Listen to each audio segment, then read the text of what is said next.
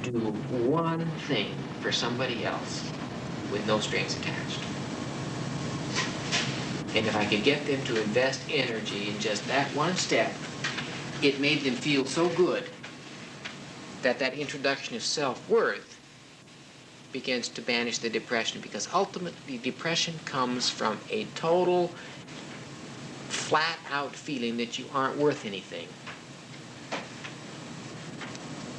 And it's one of the most common disorders in American society today, particularly in the suburbs, particularly women in the suburbs. Just millions and millions of people who are depressed and are having difficulty making it. We think we can provide an experience for children that will preclude that from happening. And it'll become clear the means by which we propose to do that as we go through the next 3 or 4 days. But that gets at your question basically, I think, George. Now, that's not to say, incidentally, that Freud didn't uncover lots of important insights. I think he did. And it's just the conception of some of these things didn't have necessarily. Well, let me give you just a quick example. One of Freud's first principles is that all neuroses is derived from the repression of infantile sexual drives. Now, that gets you into a very foolish position. Because if somebody comes to you with a problem, in analyzing it, you must find what sexual impulse got repressed. And Freud said if you couldn't find one, you had to make up one. In fact, he says in his writings, he says, if you have a woman who cannot point to an incident in her life in which her father tried to rape her, you must presuppose it anyway. That's awful.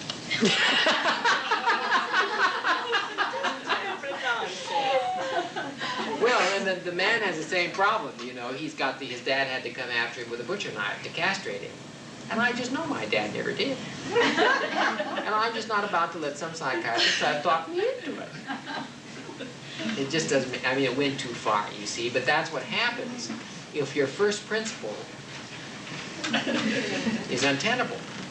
And adhering to that first principle made Carl Gustav Jung leave Freud, made Adler leave Freud. It made lots of people leave Freud. See? But don't forget, Freud practiced in the Victorian era, where there was enormous amounts of sexual repression. And therefore, a lot of people got unrepressed after they visited him. And they got better. Nowadays, I think you need to go to somebody to get repressed. It's gone overboard now.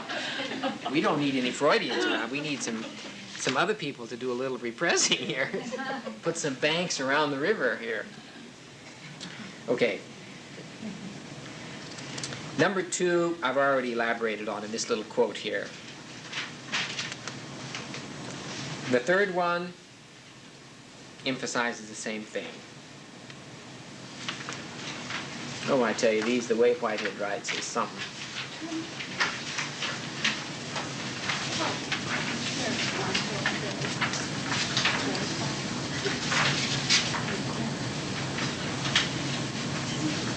The task of philosophy is to penetrate beyond the more obvious accidents to whose principles of existence, which are presupposed in dim consciousness, are involved in the total meaning of seeming clarity.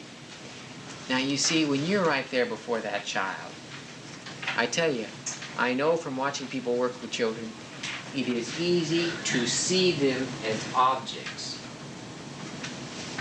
who can be manipulated and caused to do things. And that there will be no penetration beyond their appearances. And it's interesting, a child who has an adult relate to them on that basis simply will not be very attractive. because this whole reality is missing. An adult who relates to a child responsibly, in the sense that they're going to require some things, but also give some choice and freedom, is the best combination. If you have an adult that relates to the child only as a pal, and therefore doesn't require anything of the child, will also be doing a disservice because the child isn't able to take on all that. You know, parents who say, well, I'll let my child decide what he's going to do and what he won't do, and I'll just be a pal. Well, they've just abandoned parenthood, in my opinion. If living 25 to 30 years longer than the child hasn't provided you with some knowledge and experience that puts you in a better position to help this child make some decisions than the child represents by himself, then you oughtn't to have been a parent in the first place. There is some worth in having lived 40 years, or 30 years, or 25 years, that puts you in an advantageous position when it comes to helping the child. And it's irresponsible not to make use of that, you see.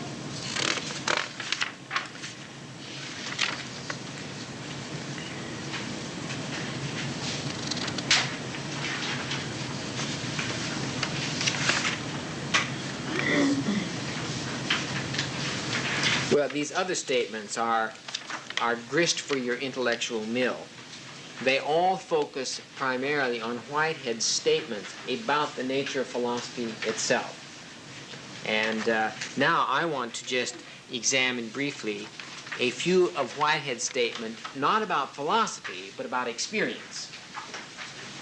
In other words, this is the philosophy itself now, disclosing the nature of reality. And these don't come in any particular order, but I just want to get you to sense the flavor of Whitehead's thought when he jumps from his cosmology down to the world of education.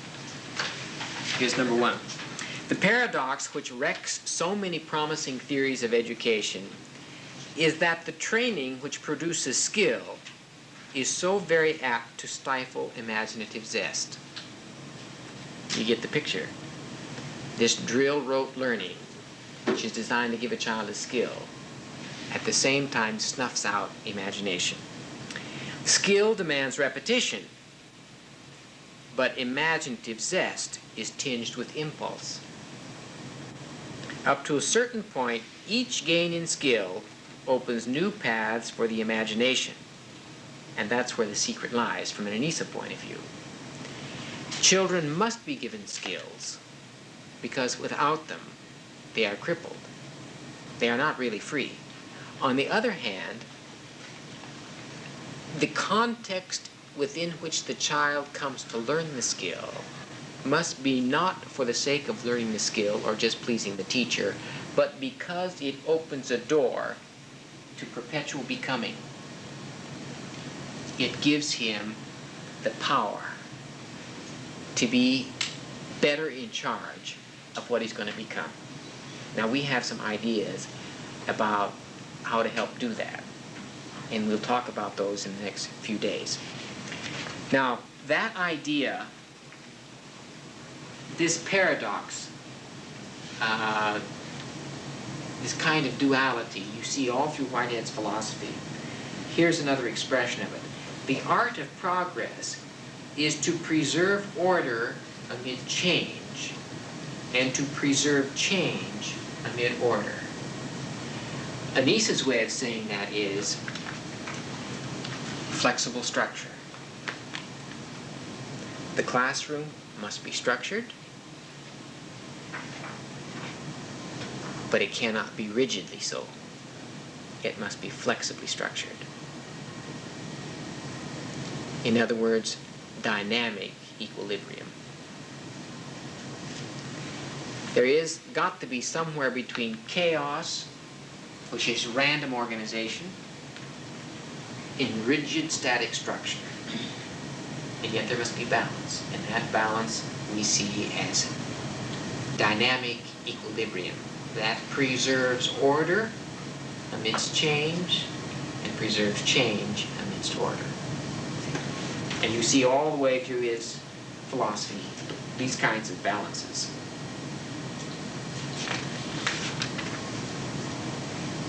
In education, you double the rate of progress of your pupils if you can fit their various studies together. This has to do with integration now of the curriculum. Instead of having it come fragmented at the child, geography here and math here and music here, and none of them are connected. He says, it is the very breath, I said, mankind is born for action. It is the very breath of his life that he should be doing something. The aim of education, therefore, is the marriage of thought and action. That action should be controlled by thoughts, and that thoughts should issue in action. Now,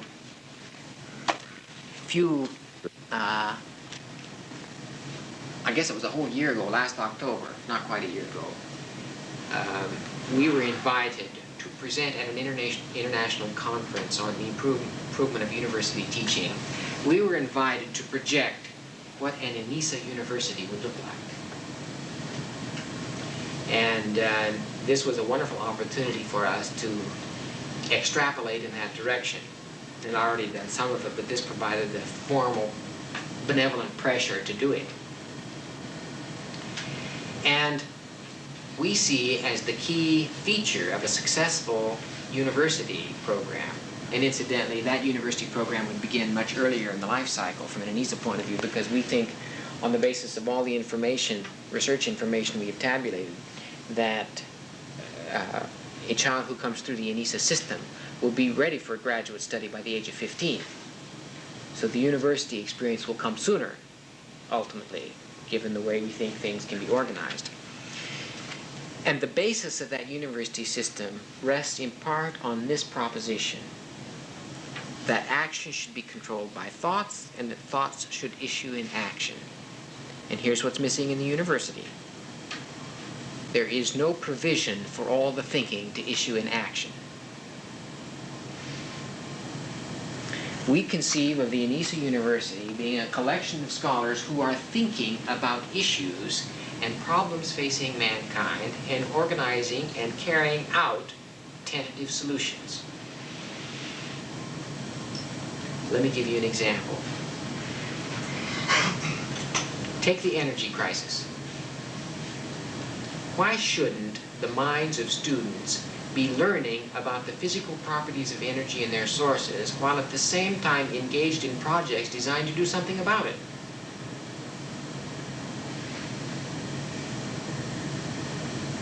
One of the great sources of energy, if we can take Spencer's position that we were explaining a little earlier about motion and mass,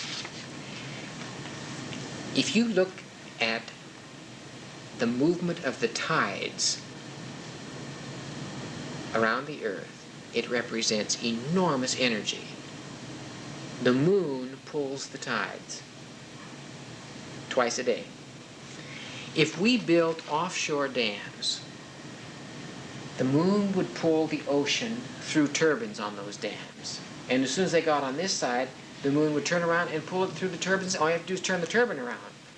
And that movement of water back and forth would turn enough turbines to light the whole Earth endlessly with no pollution. Yes? Why don't we do it? I can't understand why we don't do it.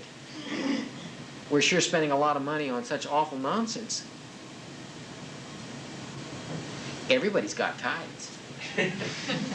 Everybody's got the moon. Now, I don't think anybody's going to do it, but by golly, if I'm around and we have the Anisa University, we're going to have a team of kids working on it. You can be sure. Now, won't that make life much more interesting? Yes, because action will issue from their thinking about the problem. Yes? Someone is doing something like that, and I'm not sure about good. it. Where is it? In the North Sea, they're starting to work with. Yeah. They are Yeah. funding too. They got funded? Well, No, I don't it's know, good. they're trying to, but I don't know Well, let me give you another idea then. We got lots of them. We'll never run out, you know. It's been found that the Sahara Desert at one time was a forest. And there are large subterranean rivers, largely from the melted snows of the Kilimanjaro Mountains and so on. But they're about 3,000 feet down, which is a long way to drill. There is the thesis that trees do not grow where it rains, but that it rains where trees grow. So that if you could get trees to grow in large enough numbers artificially, eventually it would come to rain there and keep the trees alive. The basic dynamic is a simple one. I'm always losing my tongue. You get trees to grow, and when warm winds blow against the trees, they hit them and go up, they condense, and then it rains. And there's been some studies about these convection currents and so on to give that some credence. Well, supposing you took 1 million youth on a reclamation project, youth who were interested in the soil sciences, in animal husbandry, in plant disease, and in botany. You could move all 1 million of them to the Sahara Desert. They could all get their degrees over a 4-year period, turning the Sahara Desert into the breadbasket of the world. The Sahara Desert is as big as the entire United States. Why not? Why have these students stuck all the time in libraries, hating the next exam that's coming up? Didn't you hate it when you were in it? It's just awful. Now, you have to have exams because you have to know whether or not you're accomplishing anything. But it's so much easier to see the effects of your accomplishment right out there, not on the paper that comes back from the professor, you see, but in what you're actually doing, you see. Well, we project the Anisa University, and even high school, mind you, or what would be the equivalent of high school, to be based largely on this pattern. That's going to take some community reorganization. But I don't think you can keep high school students in the next 50 years stuck in nice, neat rows, trying to cram all this information in without letting it issue in action. They have to have some action, so what do? Well, they poke the girl next to them, or they fight, or they fuss, or they blow off some steam in the athletic team. Well, why not have them engaged in solving real life problems confronting the community? We think that you ought to. You lose the organicity, the organismic nature of the system by just having children, particularly as they get older, sitting in seats. So this is going to be a basic proposition for our new approach. And you know what I predict? I predict we will have such an enormous enrollment compared to other universities that we'll just have them waiting in the wings trying to get in. He says, we are discovering that in schools you cannot do without genius. Genius of character, genius of insight, and genius of intellectual enthusiasm. Now, if you're not enthusiasm about thinking, then how in the world are you going to get a child interested in thinking? Authorities who want successful schools must see to it that the conditions in the teaching profession are those in which genius can thrive. Now, where did Malcolm go? He's an authority, right? You can quote this to him. It says that Whitehead says he must see to it that there are conditions that enable you all to thrive as geniuses. I'll be interested to see what he says. Listen to this one. You won't get interested in what you are doing unless you have some ideals before you, some hopes for the betterment of human society, some joy at making others happy, some courage in facing the obstacles to progress. Such ideals bear essentially upon your schoolwork. Ideals which are not backed by exact knowledge are mere fluffy emotion and often lead to disastrous action. Listen to this one. There can be nothing more destructive of true education than to spend long hours in the acquirement of ideas and methods which lead nowhere. That's why we say you should never have your Anisa kids involved in anything that doesn't lead somewhere. In other words, don't have them memorize the capitals of all the counties in Connecticut, because that leads exactly nowhere. They might need to know what a county seat is, and a county is, and then just tell them where they can find that information they need it. But don't ask them to memorize it. That's just taking up brain space. Where does it lead?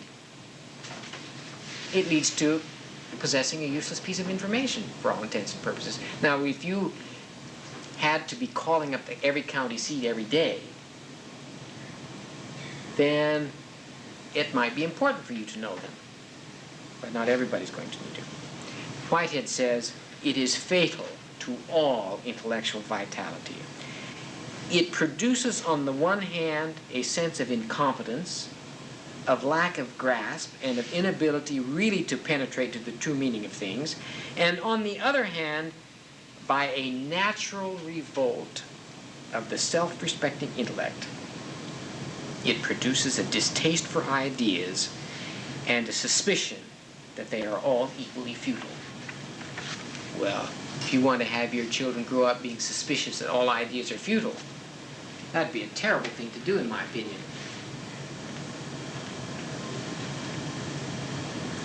Practical schoolmasters will tell you that the main structure of successful education is formed out of the accurate accomplishment of a succession of detailed tasks. That's why we're interested in sequence in the Anisa-Model. It is necessary to enforce this point at the very beginning of discussion and to keep it in mind throughout, because the enthusiasm of reformers so naturally dwells on what we may term the rhetoric of education. See, it's so easy to get up and say a whole lot of stuff that doesn't amount to a hill of beans. Turns out to be mere fluffy emotion, as Whitehead puts it.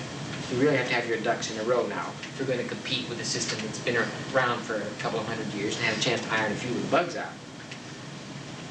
He says, if we examine the cause, these are taken from all different kinds of books, so that's why they're a little disconnected. If we examine the cause of the educational dissatisfactions at the end of the last and at the beginning of this century, we shall find that it centers around the fact that the subjects in the curriculum were taught as incomplete fragments.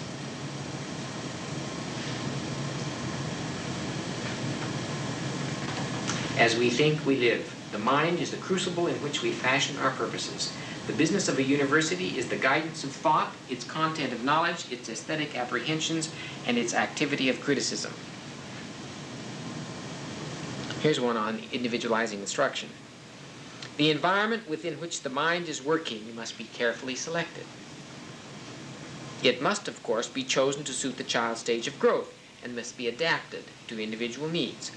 In a sense, it is an imposition from without, but in a deeper sense, it answers to the call of life within the child.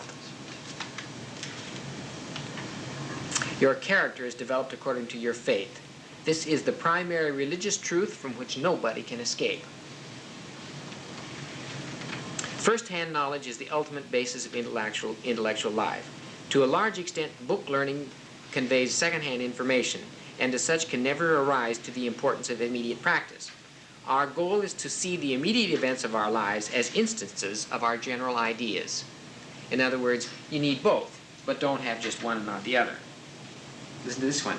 No man of science merely wants to know. He acquires knowledge to appease his passion for discovery.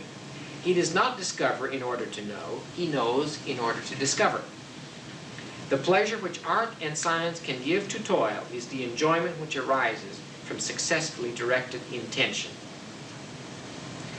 Also, it is the same pleasure which is yielded to the scientist and to the artist. here. Well, you can see I just have pages and pages.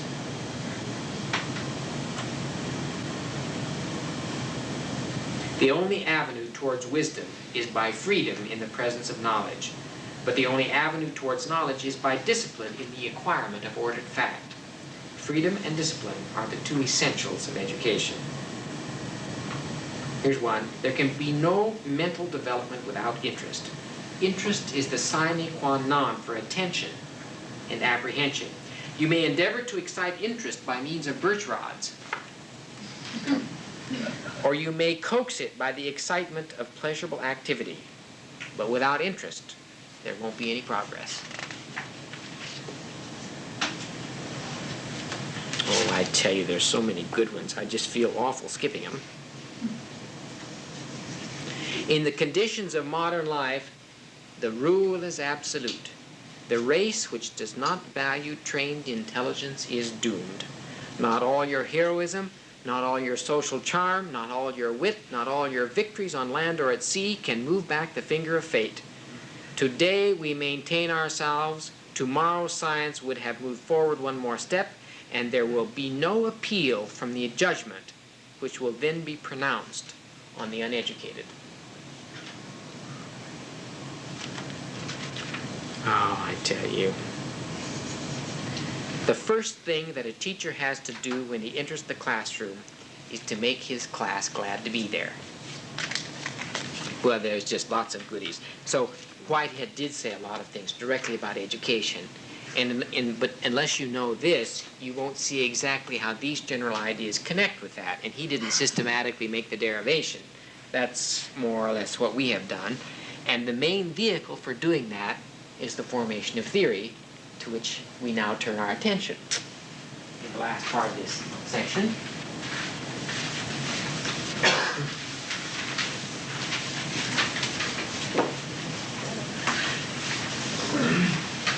Now, one objective that I have for this little half hour is to get going a love affair between you and theory. The only thing is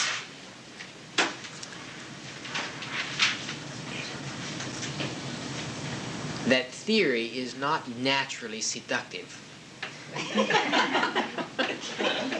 I do wish it were, because it would make the love affair proceed at a much faster pace. In fact, to most people, theory is just downright ugly and repulsive. So I'm going to try to make it beautiful and attractive and seductive. Now, you have this little document, Theory into Practice. Did they all get it today, Mag? Yes. Yes. Now, I would like you to read this tonight. I'm going to make some comments now which draw on this, but which are elaborations of this.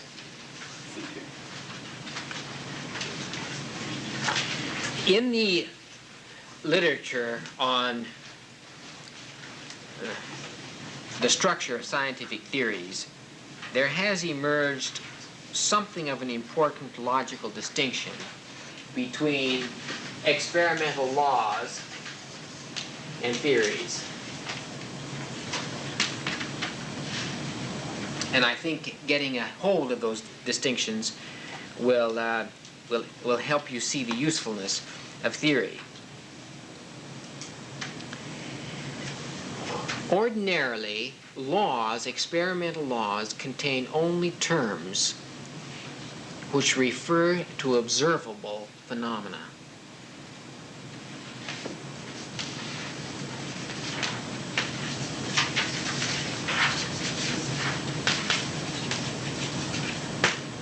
Now, these are general statements, so you're always going to be able to find some differences. And I'm afraid the terminology in the literature isn't a very useful or accurate guide to the distinction, because some people say law and they mean theory, and some people say theory and they mean law, and therefore you're going to have the law of such and the theory of such, and it's not going to fit this explanation.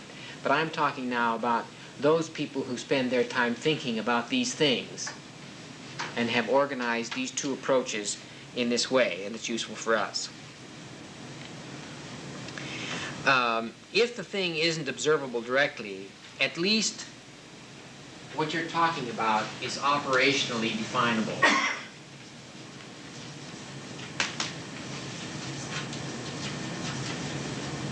In some reasonable way. For instance, if you took the statement, absence makes the heart grow fonder, and you want to do a little research on that, you would have to define being fond, or what fondness means, and what you would accept as evidence for getting fonder, and you would have to define heart. And I think if you defined heart as an organ next to the liver that beats, that's not what it means in this context, you see. But you might be able to operationally define fonder. You'd say, well, I will accept as evidence that before the absence, he made the two people who are being separated communicated sweet nothings 10 times a week. And then you would say, my evidence for growing fonder would be that after the separation, there would be an increase in that rate of communication of sweet nothings. Isn't that what they do? They're whispering sweet nothings in each other's ears, where they would write epistles of sweet nothings. What?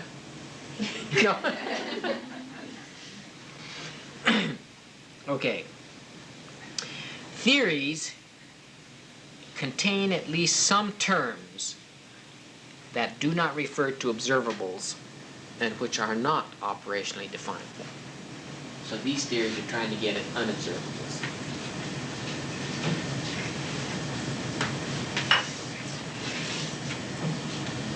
Now, let me give you some examples in theories. Electron. So much of what we know about electromagnetic phenomena has been derived from the idea of the electron. Or take the idea of a photon. You know what a photon is? A photon is the smallest unit of light. And it has mass or weight when it's moving, but when it stops, it has no weight. Now, that's a little mind-boggling. And these little photons travel at 186,000 miles per second in straight lines, for all intents and purposes. So the light comes from the ceiling, and it showers these photons down all over the place, and they bounce back in every direction. But in whatever direction they go in a straight line. So that all of the ones that are bouncing in straight lines to my eyes, I have learned to project out in precisely that same straight line, and that keeps you looking like you are.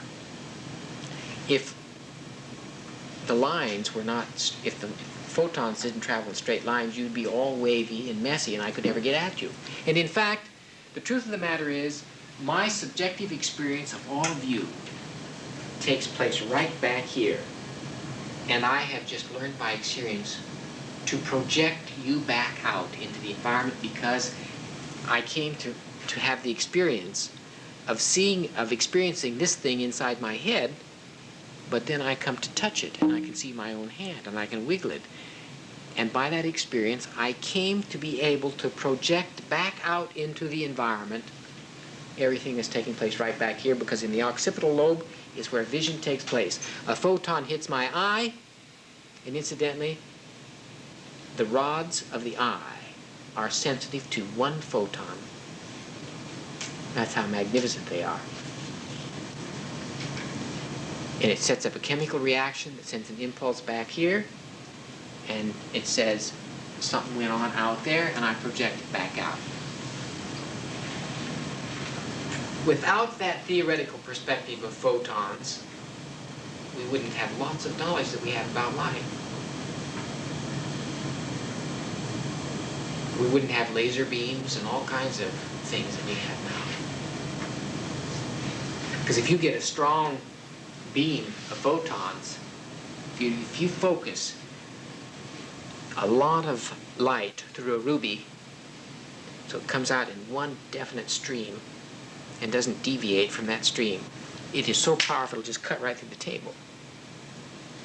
In fact, if you've ever been to a clothing factory, you'll see how they cut out suits now.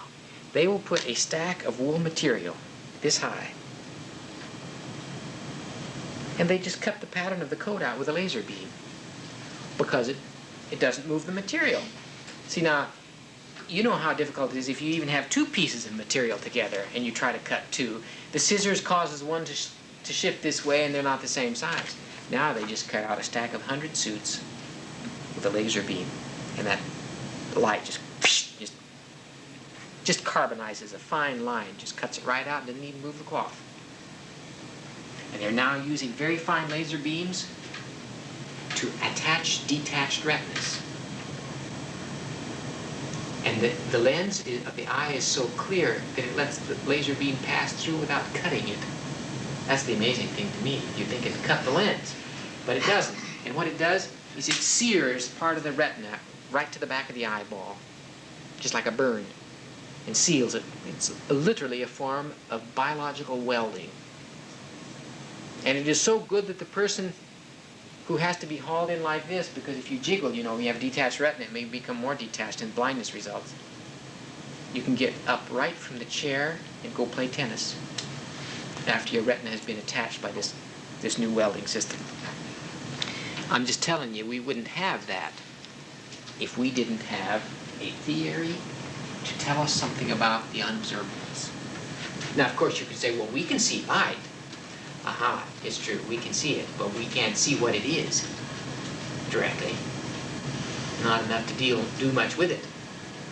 But once we know what it is, we can do an awful lot with it. And part of Einstein's whole theory, you know, centered around the idea that light could be made to travel not in a straight line because it is subject to the gravitational pull of different bodies. In other words, if a star up here is shooting past the sun, a photon may come like that, and it will bend in slightly as it passes the sun. Now you know that much of the light from all the stars you see at night come from stars that are millions of light years away. Do you know how far a light year is? A light year is the distance that light will travel in a year at 186,000 miles per second. So you would take, for 1 year, 365 days times 24 hours times 60 minutes times 60 seconds times 182,000.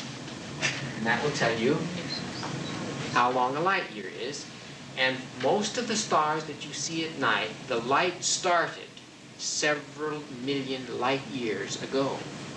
So that the light coming into your eye right now started on its journey so long ago that it may be that the star is not even there now. Now, if that doesn't blow your mind.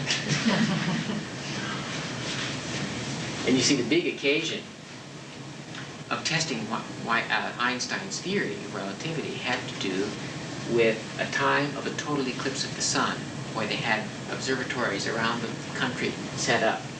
They had it organized so that they could measure to see whether or not the sun was pulling the light in, and it did.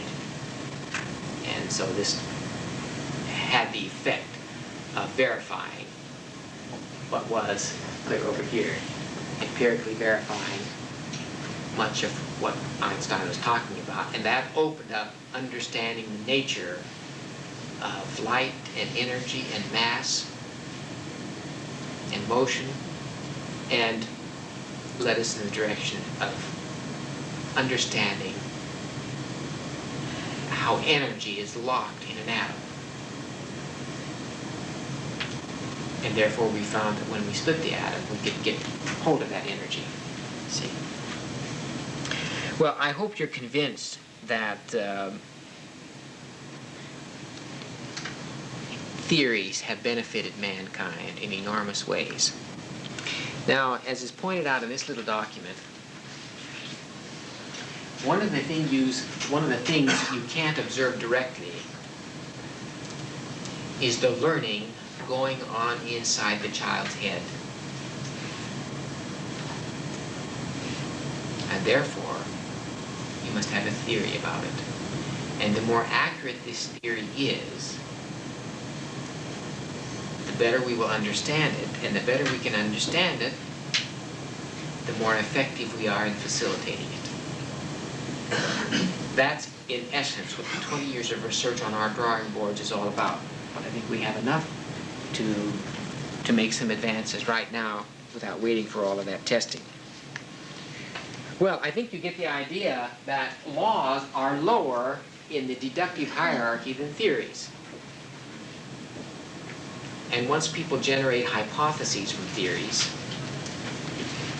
you know what a hypothesis is? Anybody?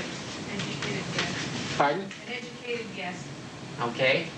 And that guess is in the nature of an assumption or a thesis,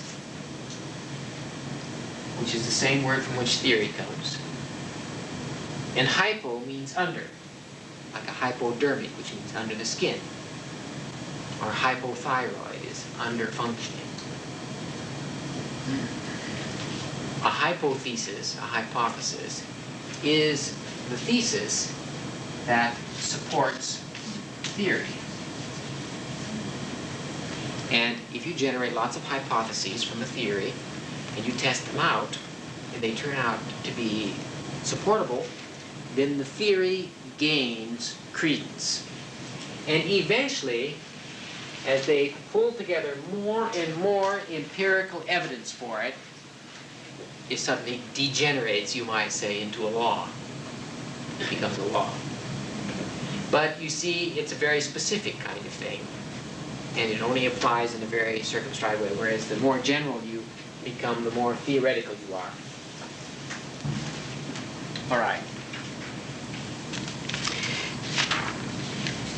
Now, there's another important part about theories, which you have to keep in mind, otherwise you'll get demoralized in working with Anisa, and that is that theories are always organized in the context of the phrase, all other things being equal. In other words, theories are articulated as frames of understanding ideal cases, of which there are no examples. For instance, the idea of a frictionless machine. See, a lot of mechanics are organized around the ideal condition of a frictionless machine, but there's no such thing. But you see, once you got the ideal, then you can see how things work in perfect order. And now you know what to strive for, knowing that you can never get there. The only problem is, and you see people parents who start out going to raise the perfect child are setting themselves up for a nosedive, because that presupposes you are the perfect parent and that you're married to the perfect spouse and that you live in a perfect community with a perfect house and that you have a perfect income. Well, nobody ever does have any of those things. And the person who is out to marry the perfect spouse, the perfect mate, even if they find her or him, they're usually disappointed because that person is now hunting for the perfect mate too. Doesn't work. It never works out. In a very real sense, theory explains laws, and laws explain facts. That's another way that you can get the kind of relationship. Now, here's where the big rub comes. If these theories address unobservables, how do you make the connection with ultimate reality and that part of it that is observable? After all, we have to go on something.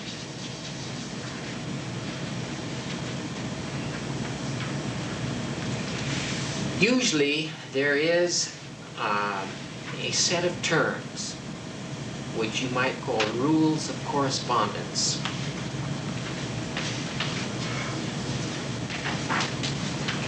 And we usually see these rules of correspondence as part of the theory itself, or another way of saying it is that a model explicates the rules of correspondence that make the theory applicable. And our body of theory in the rules of correspondence we call the Anisa-Model.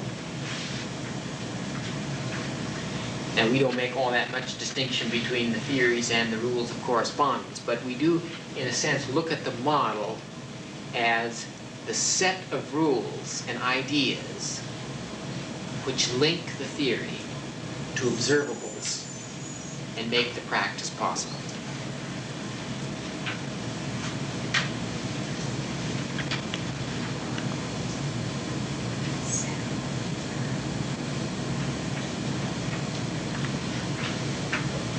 Definitions are a very important part of this. And tomorrow we're going to be getting into a lot of those.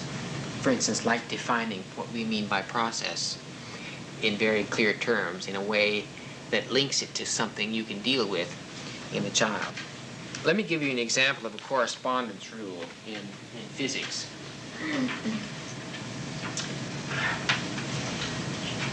Many formulas in physics deal with what they call the mean kinetic energy of molecules. Now, a corresponding link would be a definition of that. And in physics, they define the mean kinetic energy of molecules in a fluid or in a gas as the absolute temperature of the gas. That gives them an operational definition of the mean kinetic energy. And every time they say that, you can translate it into something that's measurable, namely, get the temperature of the gas, and that will give you the mean kinetic energy of the molecules that make it up. Now, we try to do the same thing in Anisa. We say process this and process that, but at some point we have to say process is in such a way that you can be in touch with an observable behind which we are presuming is the ultimate reality you want to be in touch with. Now, the theories have to be refined over time because we don't know whether they're absolutely right or not. But we at least have the sense of their deductive clarity and consistency. And that's an awful lot to go on. If you've got that going for you, that's an awful lot. And thus far, I think we've been able to demonstrate exactly that this is the case, that you can react better to children and get to the ultimate reality if you see them in a certain way and if you do certain things with them in accordance with the theory. Now, I was going to do a little experiment, but I can do it tomorrow. I was going to get you to theorize about something that you can't see.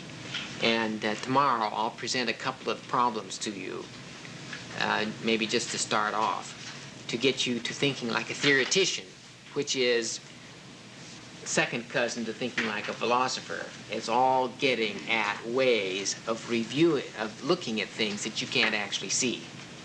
And for us, that means since we cannot open the kid's head and peek in there and see that learning taking place, we have to have we have to have theoretical knowledge about that. And if we then base our actions on that knowledge, we should be, if the theory is right at all, in better touch with the reality of that child, because that reality adheres in the process, and that process is carried forward by learning. Any questions? Any comments? Yes, George?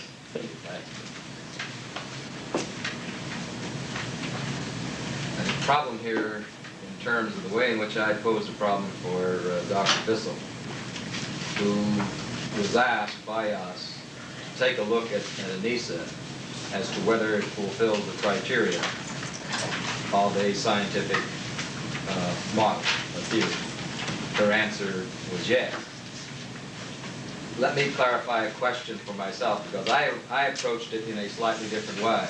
My schema was, you begin with observables. Your second step then is to build a theory, which are symbolic statements about how reality works, or that part of reality that you selected to observe. And it has three components of data, language, assumptions, and testable hypotheses. And then the third is to test it out. In building any theory, your unit of study, for example, if you're in physics, your unit of study can be thing-thing interaction. Yes. You can build a theory on that, design your own definitions, and move on from that. And that's a rather small component. They've been very successful in building theories along those lines. Psychologists have taken a unit of study of organism thing. What, I'm throwing a question at you, you might not have an answer. What is your unit of study in terms of the Anisa theory? How broad would you conceive of that? Well, from a Whiteheadian point of view, the ultimate studyable thing is what he calls an actual entity. Anything that is in the process of being or becoming something. That could be a chair, it could be a worm, it could be a human being. But for the point of view of Anisa, it's a human being. And that means seeing that human being in all of its ontological aspects, which means how it is connected with everything around it, and how those connections, along with its own nature and the interaction between the two, guides the direction of its translation of potentiality into actuality. And you see, because it's an organismic model, it won't have quite the same causal connection, efficient causal connection between person, thing, or thing, which you find in older physical models of research and inquiry. Because there's that subjectivist principle which you have to get in touch with, which makes things a little more complicated. The word, therefore, is comprehension. That's right. That's right. Well, would if any of you any one of you has not been able to follow what I'm saying, I would appreciate it very much if you would either come and tell me or raise your hand and tell me now. Because I don't want to go on like this now if what I'm saying isn't making sense to you. I know that is a repetition of a plea made earlier, but or if you don't say something, forever hold your peace. Yes. Well, like you said, I thought I understood it as you said it. But to go back and reconstruct it, I'm not sure I can do that. And what I have is the illusion or memory of something that I understood, but I can't really pull it all together. Well, that is an achievement in itself. No kidding. And I wasn't I mean, it would be a miracle if those of you who are hearing all this for the first time could leave here and have much more than a kind of sense about the body of thought on which the model is based, a sense of its scope, depth, coherence, and consistency. That's all I wanted you to get. And to stimulate you into reading some of the reprints and to maybe going back to reading some philosophy. Now, in the year ahead, because we'll be down here, there'll be a chance to hear these terms, try on these perspectives time and time again.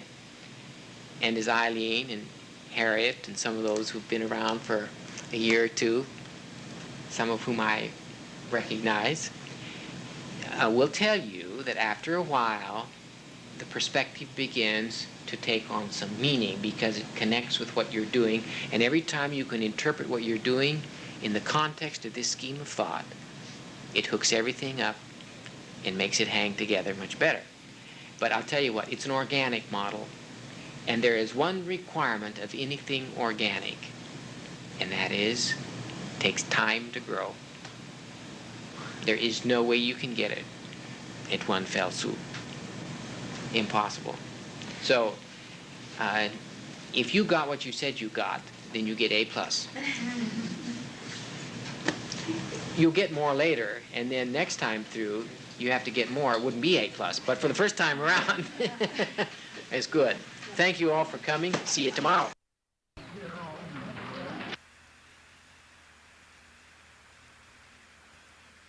The questions that we were discussing yesterday, before we get into a discussion of the Anisa theory of development. In the Boston Herald American yesterday, there's a picture of a girl named Sarah Young who's depicted tossing a 50-pound bag of cement. And the question became, why would this young, attractive thing be hauling around cement for a living? And she indicates in the article that learning in college was unsatisfactory for her. And she makes precisely the point that we were discussing yesterday. She said she herself taught ceramics and made leather belts for a living too, since dropping out of the McAllister College in St. Paul, Minnesota, because it was all intellectualism and no action. She is opposed to the great American dream success syndrome, in which money and reaching the top of the ladder are the goals instead of spiritual fulfillment and growth. So it's rather interesting that you see this time and time again in young people in universities particularly, who now just had it up to here with sitting in chairs and manipulating books and papers and concepts and never allowing those ideas to be expressed in action. We are better equipped in the younger ages to get kids acting because we have a way of setting up the environment to get them going. The challenge is to find ways of accomplishing that same kind of thought into action translation as you go on up to the higher levels. But our conviction is that ways have to be found to do it if we're going to have the most promising educational system for the future.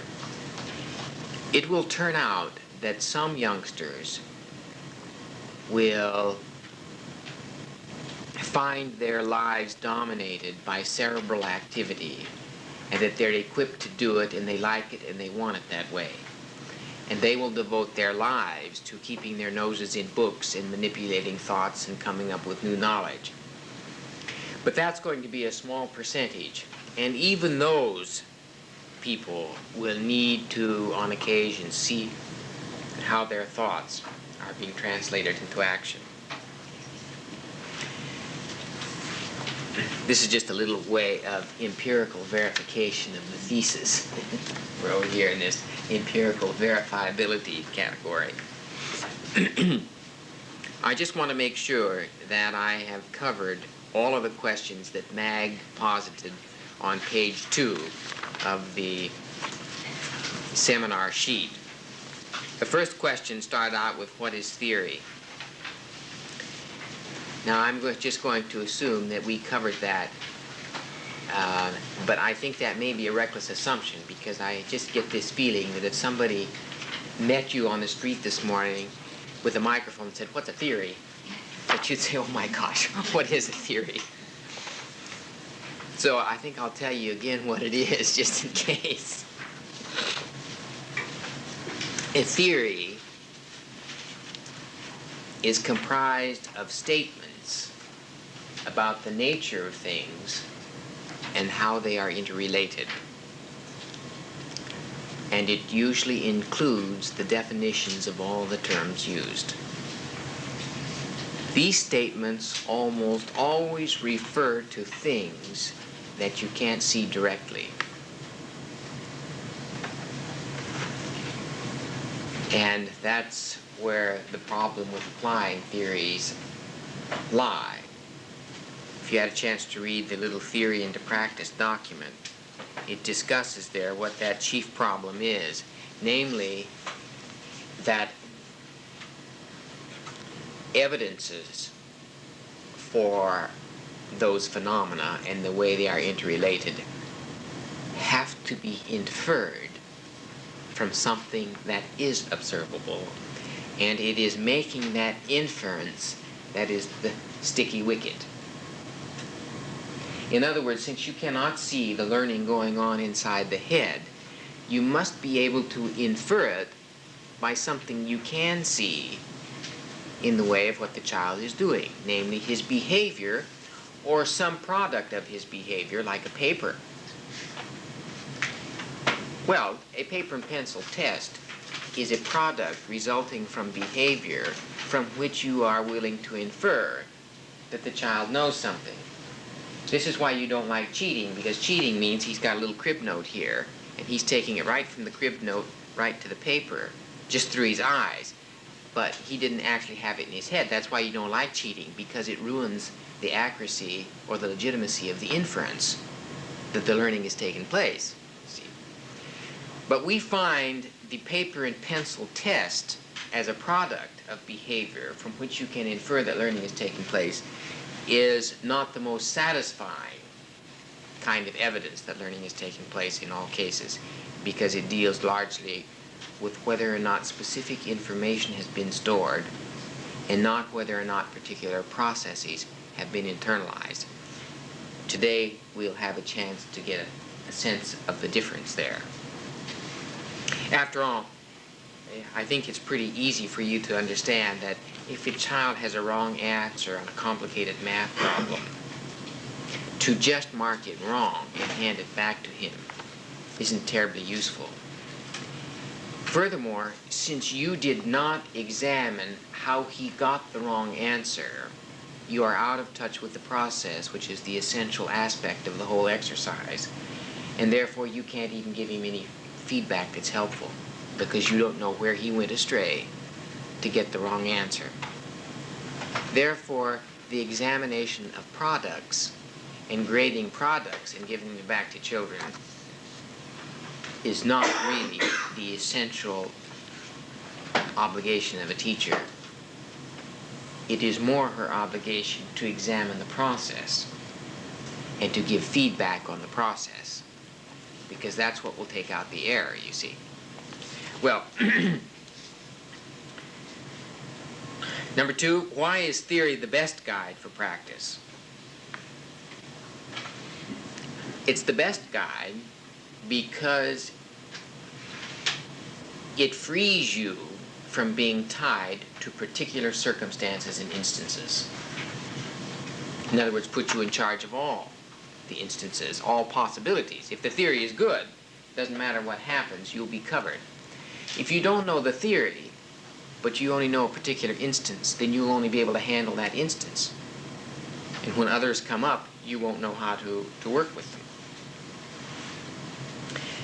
them. The example I like to use is that of a good chef, as opposed to a very ordinary cook that's bound by recipes. The very mediocre cook, maybe I should say, that's bound by recipes is somebody who is bound to recipes because they do not understand the theory of cooking. Whereas the master chef understands the theory of cooking. You put a master chef in a kitchen with some groceries. It doesn't matter what the groceries are, what utensils he has, what kind of stove he has. No matter what is there, he can apply the theory of cooking or meal preparation. In case he doesn't have a stove, he may not be able to cook. He will be able to put together the most nutritious, palatable meal possible under those circumstances. Now, if you put a person in such a circumstance and they do not understand the theory of cooking or meal preparation or food preparation, and they trot in their recipe book and they open it up, and they will see half of the things that the recipe calls for are not there. Now they say, well, I'm sorry, I can't prepare a meal. I don't have this, and I don't have that, and I don't, this stove was on the blink, and this and that, and everything else, you see. Well, the Anisa model and its theories are designed to equip a person to teach no matter where she is, under whatever circumstances, and she could be stuck in the hills of the Andes Mountains in South America with children whose language she doesn't even speak, with no equipment whatever. And under those circumstances, she should be able to organize some experiences for those children that would get the maximum educational mileage out of that situation. And the only way she could do that is if she understood a theory of development, a theory of curriculum, and a theory of teaching, such that the theory would show her all of the possibilities in that limited, apparently, environment, and would enable her to find a way of relating to that child, even though she doesn't speak that child's language, and do the best job possible. That's why theory is the best guide to practice. It makes you generative and therefore free, as opposed to bound to a particular method or material. So the idea of Anisa is to free people from specific materials and let them understand how to use any materials, whatever they might be. Of course, some materials are better than others, and with a theory, you can decide which are better than others. Of course, the more materials you have, the more possibilities you have, and therefore the better off you are. But supposing you don't have them, supposing there's a budget cut, or supposing you're in a situation where you don't have those things, well, the theory is the best then for you, because it enables you to get the most out of the least all the way along the line. The next question is, how do theories get changed?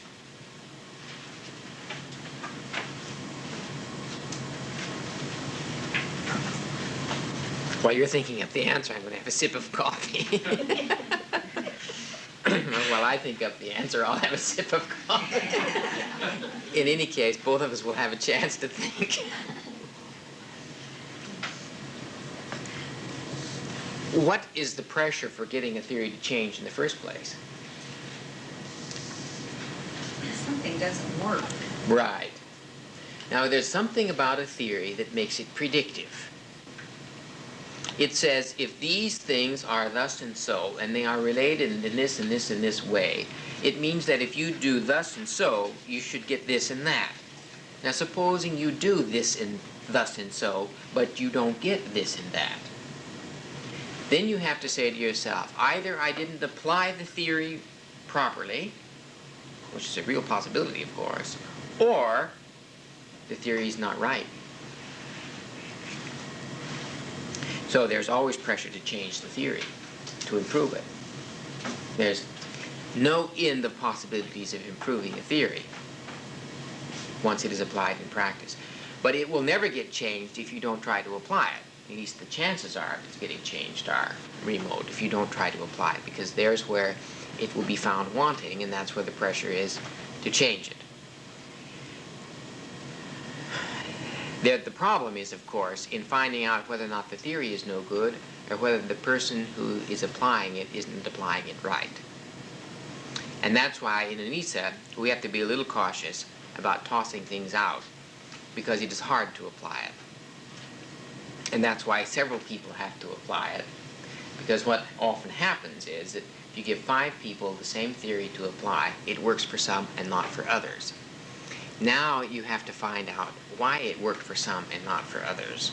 And chances are you'll find that some applied it better than others, and some didn't even apply it right at all because they didn't understand in the first place. So before one jumps into the whole messy business of changing a theory, which has been 13 years in the making, you have to make sure that it was applied right under a variety of circumstances by various people under careful observation. Then you can be sure, if all 5 people bomb out, and they have all, and you've interviewed them and you've observed them and it's not coming back the way you think it is, then it's probably time to have a peek at the theory and see if it needs modifying, you see. Now, the Anisa model has built into it, through its whole theory of evaluation, an institutionalized means of perpetually refining and updating the body of theory. Another thing we have built into the model is a way of determining which theoretical perspectives turn out to be more productive and important than others, because there's so much of it. You may be in a situation sometime where you want to give people as much as you can in the shortest time as you can, sort of like now, you might say, like this week. And it would be nice to know which is really important and powerful and which is less important and powerful. Well, it's going to take us a little while over time to find out that. But that's the organization of theoretical priorities, or priorities of theoretical perspectives. And that'll take us some time to sort out. Number 4 is, in a sense, been covered by the answer to number 2. What are the strengths of a theory-based educational system? Well, in a nutshell, it's maximally flexible. It has the possibility of being comprehensive because a theory is general, it will cover all cases. And once you have something that is both general and comprehensive on the one hand and flexible on the other, you've got an awful lot going for you. An educational system which is just based on a method of doing the same thing at the same time for the same children for the same amount of time is based on so many erroneous presuppositions about the nature of the child that the system is bound not to work. Now, in the course of our discussion today, I am going to every now and again point out one of, or two, or three, or four, as they come up, theoretical perspectives in the Anisa-Model, which are propositions about the nature of the child and the way he grows and develops. Propositions which are violated by traditional systems, generally speaking. Probably less so in Suffield and lots of other places, but I'm just talking about American education generally. And you will see, once you begin to see what those are, what the advantages of a theory-based educational system is. With a theory-based system, there is the possibility of changing the system because you know what to challenge when something isn't working. What do you challenge when things don't work now? You just challenge the administrators. So they just challenge you right back, and since they have the power, that's it. But you see, if you have a theory-based model, and the administrators and the public and the school board and the teachers are all interested in that theory, when something doesn't work, everybody challenges the theory. And they still have something to work on to improve it. Makes a great difference in the way a system carries its responsibilities forward if you have a theory-based system. The focus of conflict is in the realm of thought rather than among personalities then. That makes it so much pleasanter. On our own Anisa staff, for instance, whenever we have disagreements, it's not friction among personalities. It's because our definitions aren't quite right, or we have made intellectual presuppositions about the body of thought we're discussing, and some are appearing from another point of view. So that I don't think it's any secret from anybody that the team of Anisa people are the most unified group, I suspect, in the entire university. And we all love coming to work because we can hardly wait to see each other. So we are in that marvelous position of doing what we want to do most in life with the people we love the most and getting paid for it. I mean, that's just about the best you can ever get. So we are pretty sold on this idea of a theory-based system for many reasons, not the least of which is that one. The theory not only is the source of unity of people's efforts, but when something goes wrong, then the focal point of inquiry and discussion is the theory. Of course, the people have to be basically nice people to start with, otherwise, I mean, that always helps, yes.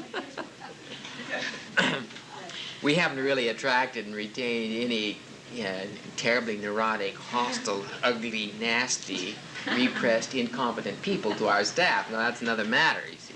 But I think any system ought to be careful not to hire anybody like that. unless you're organizing a system where your objective is to take somebody like that and transform them.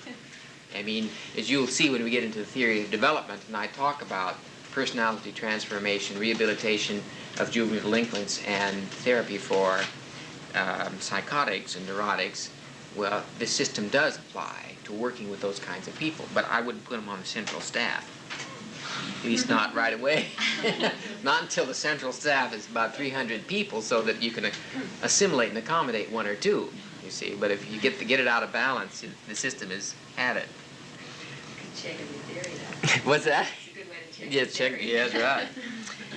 Well, the theory would guide one Yes. not to hire too many people like that in the first place. You see, after all, there are selection criteria, because our theory of administration specifies very clearly the central role of staffing and what that means.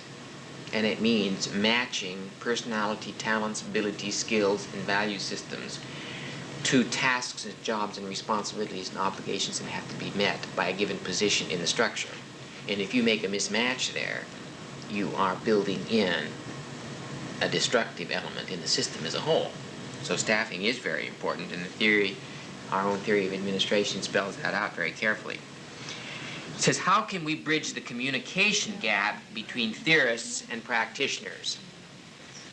Well, that's what we're trying to do right now, of course. You will notice in the constructive triangle article, Nancy Rambush's article in the end, contains her observations, on the field implementation of Anisa in Hamden, Maine. And it's always kind of exciting to see how other people view what's going on and view your life and so on. But she talks there essentially about a central team that are primarily theorists working with practitioners, and therefore this surfaces the issue of bridging that communication gap. And how do you do it?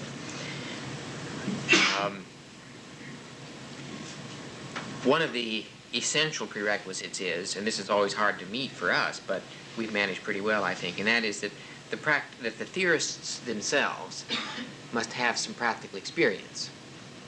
Now, this is often what you don't get among professors in a university. Their experience is entirely in their heads, and they can give reams of advice about how to do things, but they've never done them themselves. Well, I never think that goes over very well. Sort of like a lead balloon, by and large. But most of us on the central staff at Anisa have been on the firing line for years and years. And I'm going to tell you about some of those things as we go through the theory of development. But we have worked with parents, we have been in the courts, in the detention homes, in the mental hospitals, in every variety and conceivable type of school. We've worked with state departments of education, Head Start organization, parent organizations, every conceivable sort of educational agency up and down the line and in and out and around, and political organizations and school boards and administrators and various professional organizations made up of educators with particular interests. And we have been right down there in the kitchen floor scrubbing. So we are not talking about things in a sacred realm of an ivory tower without knowing what we're talking about.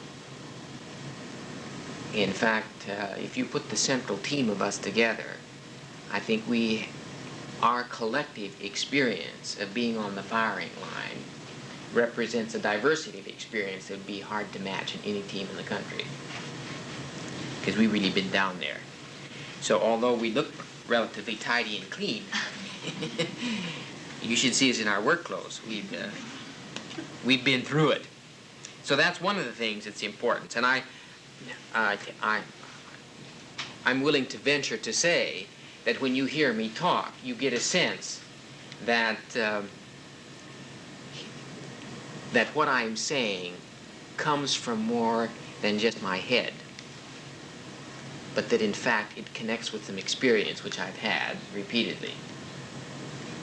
And I think that's one way in which this communication gap has to be bridged. Secondly, the bridge comes in making the definitions in the theory function as a correspondence language between thought and observable things from which inferences can be made about those phenomena that the theory tries to address. In our case, it is making a correspondence language that will correspond to the behavior of the child so that you can get at the learning inside his head that you can't see. Now, there's one other important point here which I'd like to make, and that is that the communication between theorist and practitioner has to be a two-way street. It can't be just from the theorist to the practitioner. The practitioner has got to observe carefully as they apply the theory, make observations, record those observations, and give feedback. If that's not there, then there's trouble. But we've had plenty of feedback. When people get disenchanted and upset and they don't understand something, they've always been willing to say it. Now, they may not have said it as soon as they should have, but they always wind up saying it sooner or later. Just don't wait till Christmas. You should do it before Thanksgiving. Or, in other words, as soon as there is a lack of understanding or something coming up that isn't understood, and you'll never know what it is until you try it. So it's hard to sit here and think it up, hypothetically.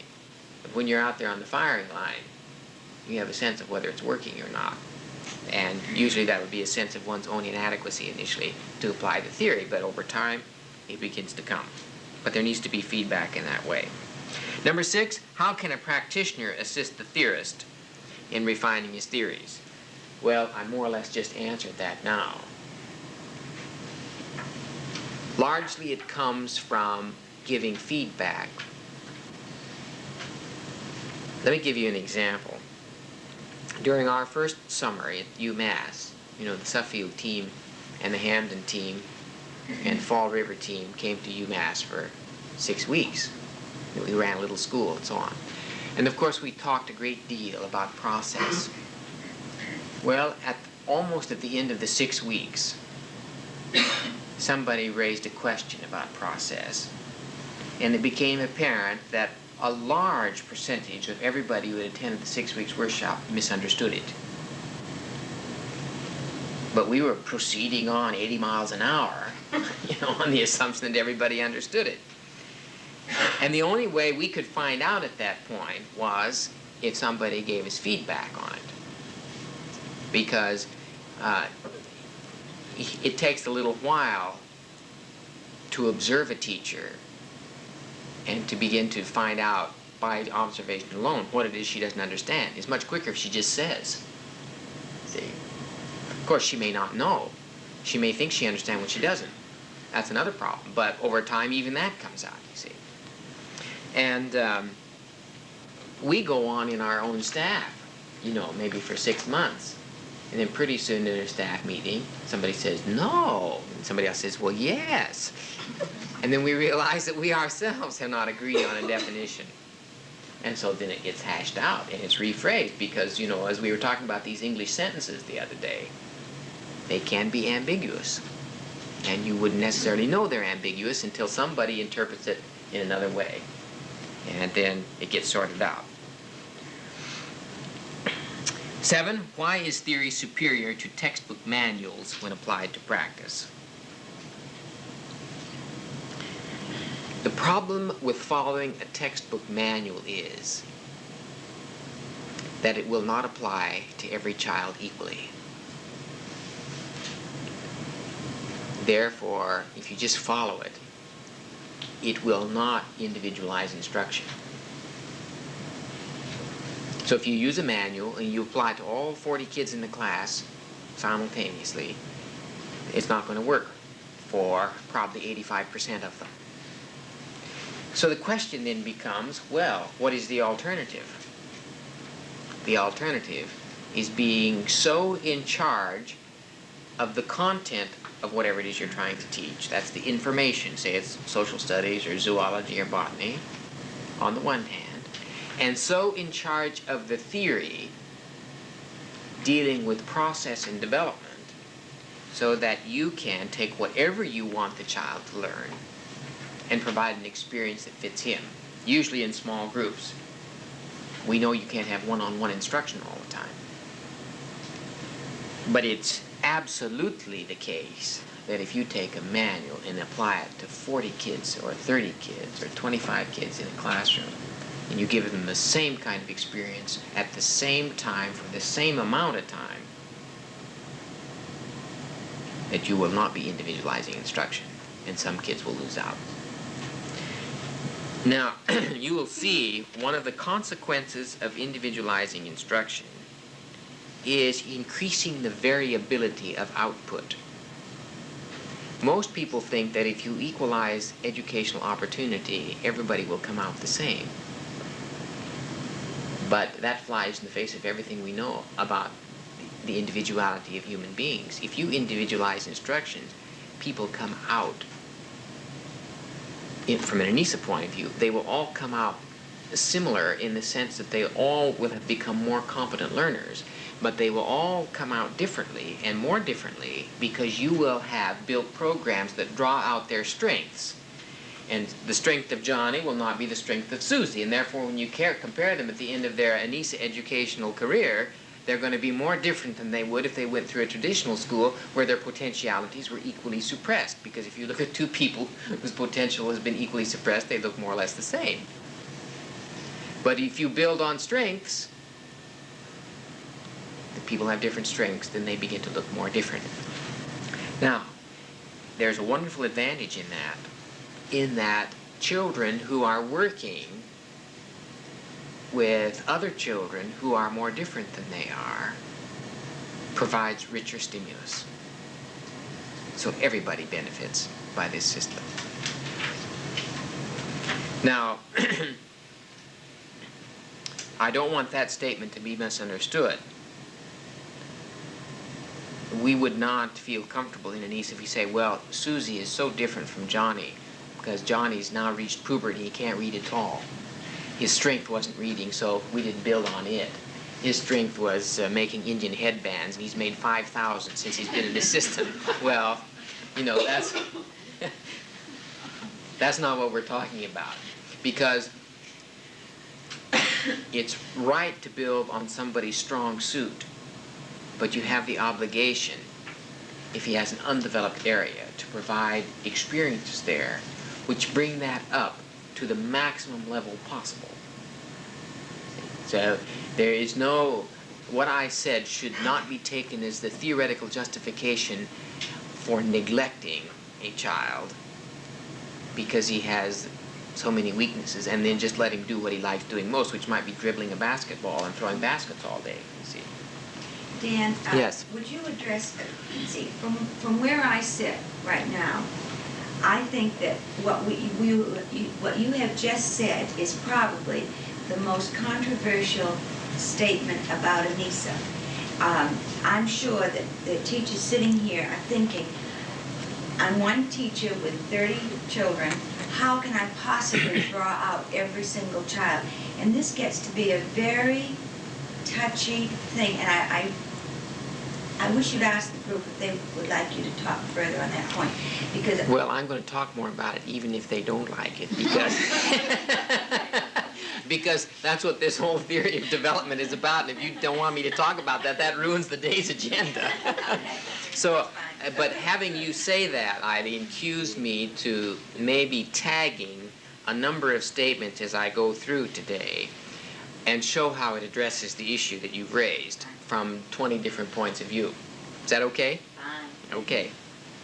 Maybe it's not a problem with anyone else. No, it is a fine. problem. It's a problem for us, too, because if we are willing to admit that equalizing educational opportunity could be regarded as America's #1 educational issue, then the question you raise about Anisa is precisely the set of theories, pertains to the set of theories which we claim will address that issue. So it is important.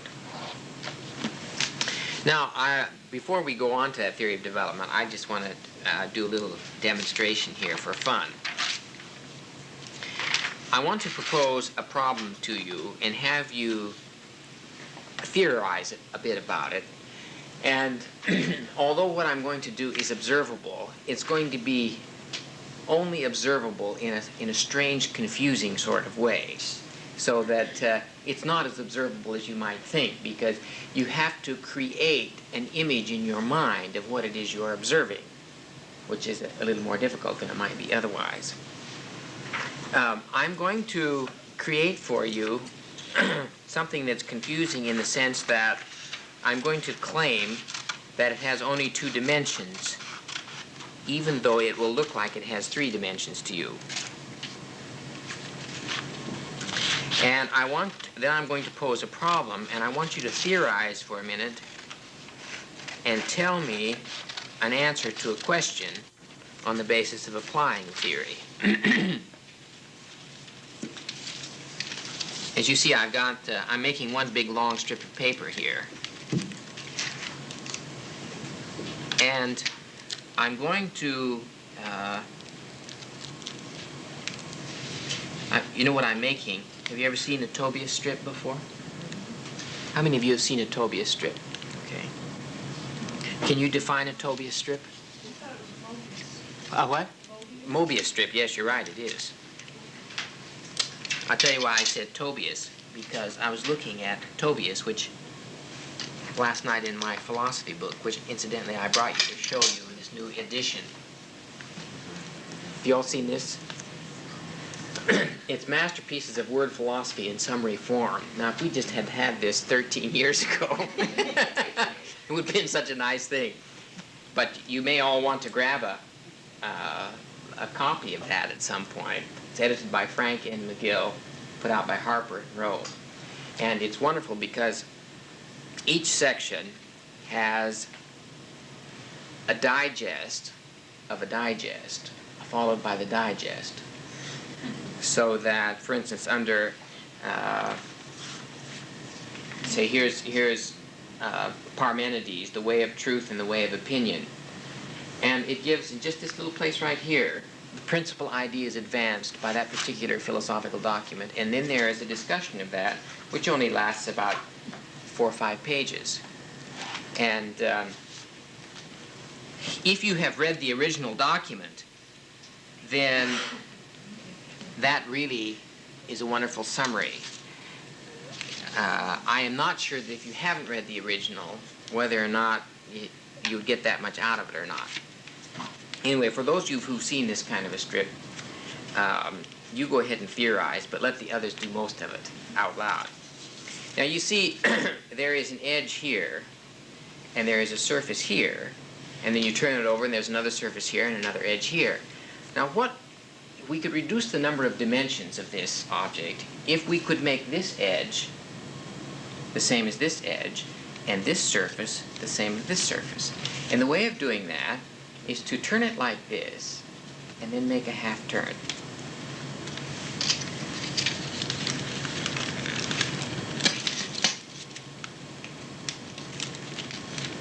And when you do that, as you will see, what I should do is have scissors passed out, and you should all make one of your own. When you do that, this edge goes like this, comes under there and around, and now it's this side. So it never ends. So it's the same edge. So it only has one edge instead of two. Now the same is with this surface. You see, it goes like this, goes under, comes out on this side, and that surface is the same as this side. So it only has one surface and one edge. That reduces the number of dimensions, although it looks like they're different sides. They're really the same side because of this half twist.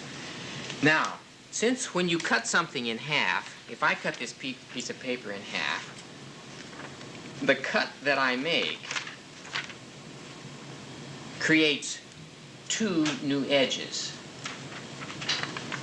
Is that not right? This edge and this edge. But if I cut down here, this edge would, you would think, be the same as this edge. My question is, and I want you to theorize, can I cut this strip in half and make two separate strips, given those particulars? Now you have 5 minutes to theorize. You can even draw a little diagram. Can you cut it in half and make two separate strips? Yes, if I cut this in half right down here, will it make two separate strips, two separate circles? She says yes. But on what theory? On what theory do you base that? Because I just pointed out that if this edge is the same as this edge, and if I cut down the middle, I will be making an edge parallel to this. I cannot make two edges. I can only make one edge. But what you're doing is making a division of an object, so you're in fact separating it from itself in the middle, theoretically.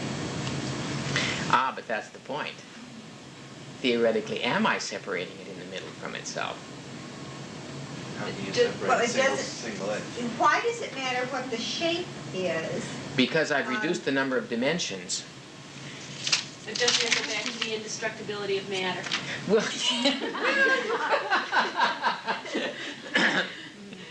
in a strange sort of way, I guess you could say that. You still have But the same- point is, if I'm cutting here, and it turns out that that cut only makes one edge instead of two, then can I really cut it in half? You want to see what happens? It's a semantic Thing is, problem. no, it isn't. You cannot cut it in half and make two. You're double your dimension because it's only enough for one strip. That's right. It does get back to the conservation of matter, you might say, because I'm not going to reduce the amount of surface, but it will be distributed differently, but you cannot put it into two separate pieces by cutting it down the middle, as you will see. Now this going. Yeah, it's going to be a line of Now you just, for young children, this is so fascinating because they expect two circles to come out from it. But you couldn't put it into two separate ones. Now, what happens if I cut it again? Because now that cutting has destroyed its two-dimensional nature. If I cut it again, what happens? Theorists? Yes, I have a full twist now. That cut made a full twist, which means that cut restored the dimensions, so that this outer edge now is different from this edge. Now, if I cut it again, what? And how will these circles be related? I don't know. Your theory isn't very well developed yet, dear.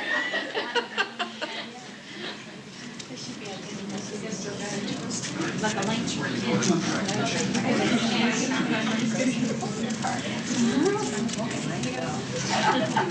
Of course, the wonderful thing is here that these questions are subject to empirical verification. That's why it's so nice. What? That's right. You're going to have them linked, but in a very interesting way. Is there a difference between doing that with a pair of scissors and doing it with a pencil? What would happen if you did it with a pencil? If you did it with a pencil, you would just go around and around and you'd meet yourself. Well, then if you'd meet yourself, why wouldn't they be separated and be equal? Because you shouldn't. But you meet yourself only after going around twice with a pencil. Whereas if you're going to be cut it in half, you'd have to meet yourself going around only once.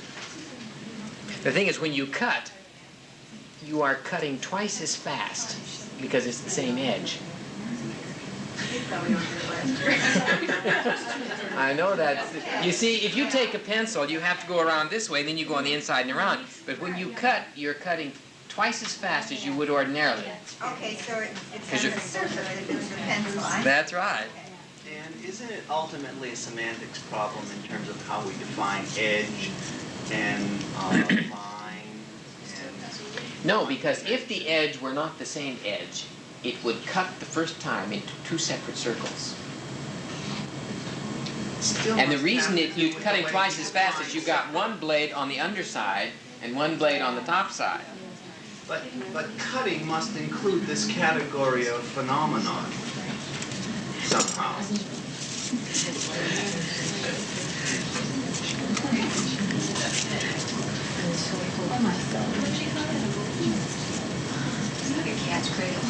Good. It's woven. Without Oh, my time. I can see my epitaph. Here lies Dan Jordan, strangled by a Mobius strip. Now, would you believe what happens when you cut? No, I can't go in. I've cut them. I've started out with a Mobius strip this fat and cut about 8 times. Well, you could, theoretically, with your mind, predict, without doing it, a priori, exactly what happens without doing it. And then, of course, you can actually cut it and see what happens. Now, the point is, supposing you wanted to find out what the combination would be like with 800 cuts. Well, you can't make 800 cuts because it would be too thin. That's the advantage of deductive analysis once you have the premise. Because it can tell you absolutely with certainty how things will be, even without your ever having to do them. See, for instance, nobody has, that I know of, counted up to 500 billion trillion numbers. But we know that they're there, don't we? In fact, you know, the number of particles in the universe. Where's my chocolate? Such a tiny piece.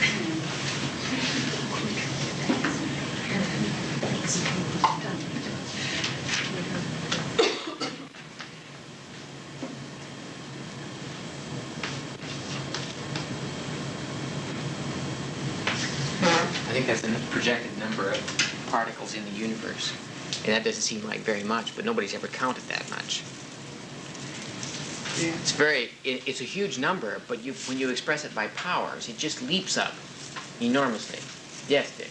But the reason I want to make this, there are theories and there are theories and there are theories. That's right. And some theories take care of this group of phenomenon, but exclude this because we're not that far along in terms of our discovery or our theoretical constructs. That's right. No. In other words, a theory, every theory has boundary conditions. My point. Some will be more general than others. The narrower the constraints of the theory, the fewer phenomena it can be applied to. And the fewer phenomena it will relate and illuminate. Well, let me go back to your Mobius strip. We had a theory that if you cut something in half, you had 2 pieces. If that thing is in 3 dimensions. Beg your pardon? If that thing is in 3 dimensions. Okay, fine. You added on something to a condition, but that's okay. Then we found a phenomenon that violated that theory. Now we have to go to a new theory. No, but part of the theory was, well, that's why I wanted you to create.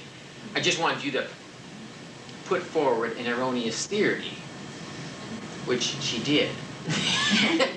I didn't pay her. I didn't pay you. I didn't meet you beforehand, did I? No.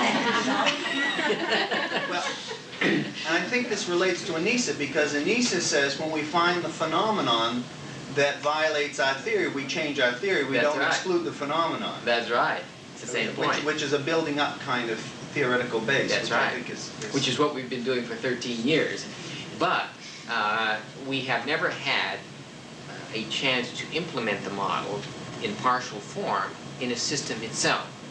Now, I'm going to tell you this morning some of the experimental work we did in bits and pieces in different programs to illustrate cases in point. And ultimately, of course, our dream is to have a facility constructed on the basis of our own architectural specifications, which are derived from this theory of development we're going to go into shortly, and and start working with fathers and mothers before conception, because Anisa begins before conception, and the educational program for the child begins on day one. Now, we want to test that out in that way. You see, when we start here, the child is already 3 or 4 years old by the time it gets into the 2 preschools. And of course, there was no way we could lay the whole of the Anisa-Model on at once. There is no way you can assimilate all that. And ultimately, we see the possibility of establishing satellites to this central operation for the research and demonstrations going on. Satellite schools who want to convert, say like Suffield, over a 12-year period, convert a year at a time, the entire system, which may be even going too fast.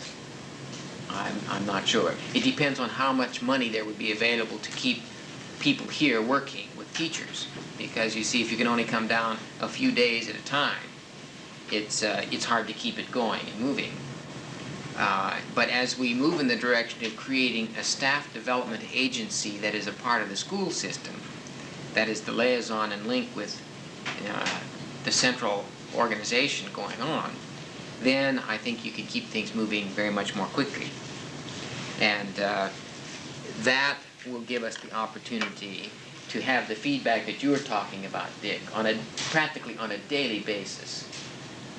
You see, and you wouldn't jump, be all nervous and throw the theory out and change it if you had a few people unhappy with it. You would need, over a year's period, a repeated evidence of banging your head against a brick wall when you apply the theory. And then you could be pretty sure that the theory needs to be altered in some way. Now, the reason it's going to be difficult is because of the hierarchical nature of the theory. See, if you have sub-theory B down here and sub-theory A here and sub-theory C here, if you have two situations in which it looks like both theories might apply, and you apply the subordinate one when this one takes precedence because of a factor you haven't seen, then of course it's not going to work. And it will not be because the theory is wrong. It's because, well, take a look at law. See, when somebody commits an offense, and now you have to decide what to do, some laws take priority over other laws. And you have to find out, and if you got them out of order, then the way you handle the case will be different from if you have them in order. Same problem will be with us, but that's a little bit too complicated to go into now. Incidentally, you know, somebody has invented a bottle, which is the counterpart of this strip. I think it's called a Klein. Klein? Klein. Is it Klein? I've never seen one, but every other science fiction story I've ever read, they mention it. I actually saw one when I was at Oxford. I saw a Klein bottle. And it is a bottle in which that same phenomenon is expressed, namely that the outside is the same as the inside. So if I had one before you, I would ask you to theorize what happens when you pour water into it. It leaks. Yes, right. But it leaks in a very creative way. You wouldn't believe it. Now, the interesting thing is, of course, that most people would not ordinarily come upon such things. They are creations of a theoretical creature, man. Nobody is going to invent a Klein bottle. That comes about by ingenious thought and not by accident. Well, before we leave the realm of theory,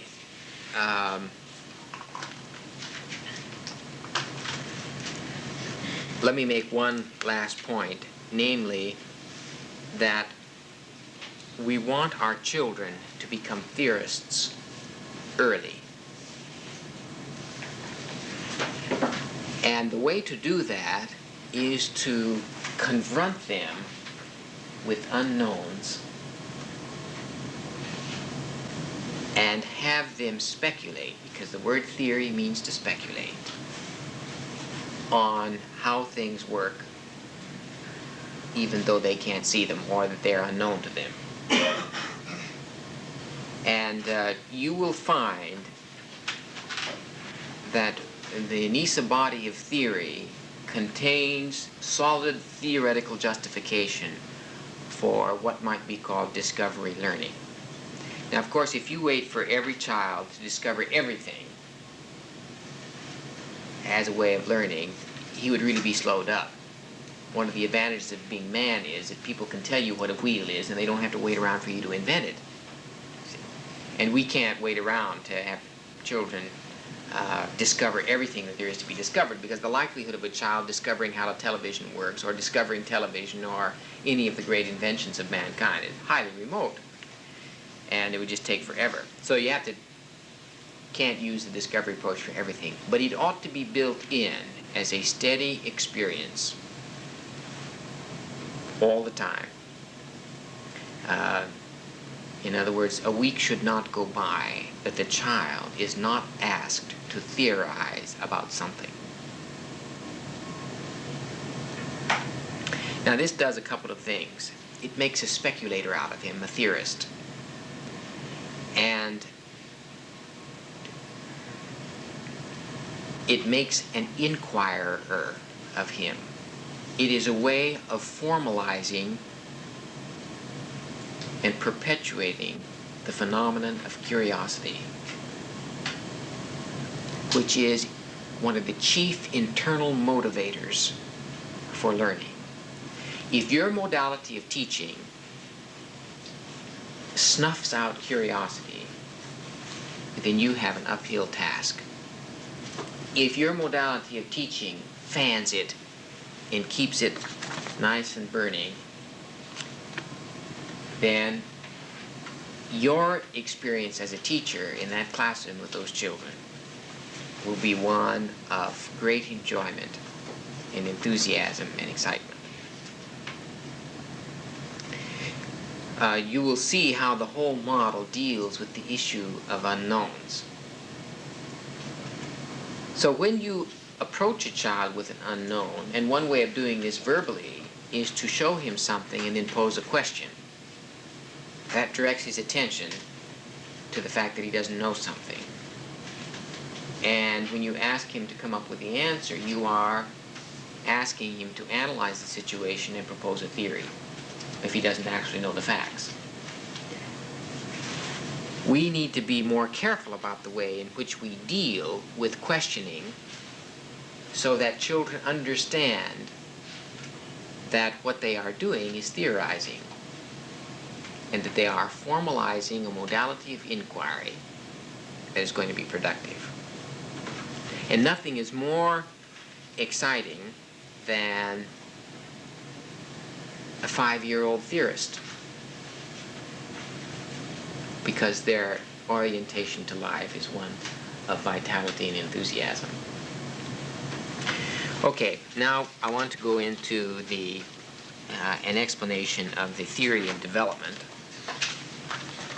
Add a few things that we haven't discussed before for those who are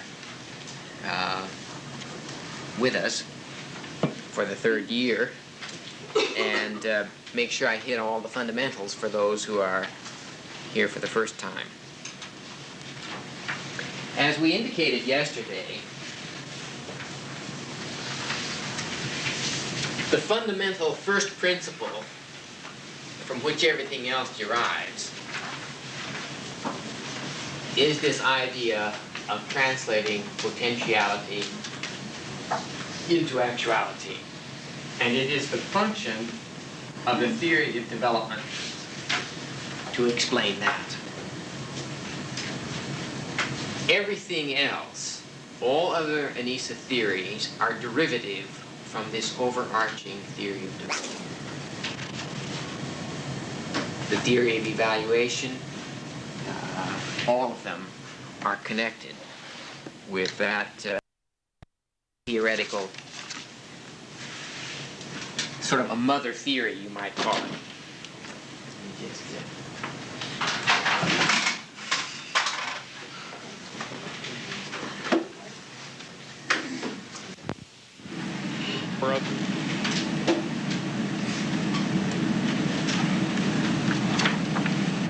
That's what we reviewed yesterday.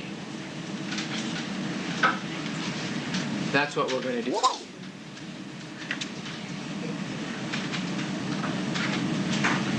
This is what we're going to do Wednesday and Thursday. And these two things we will not be doing. I don't know why that's like that.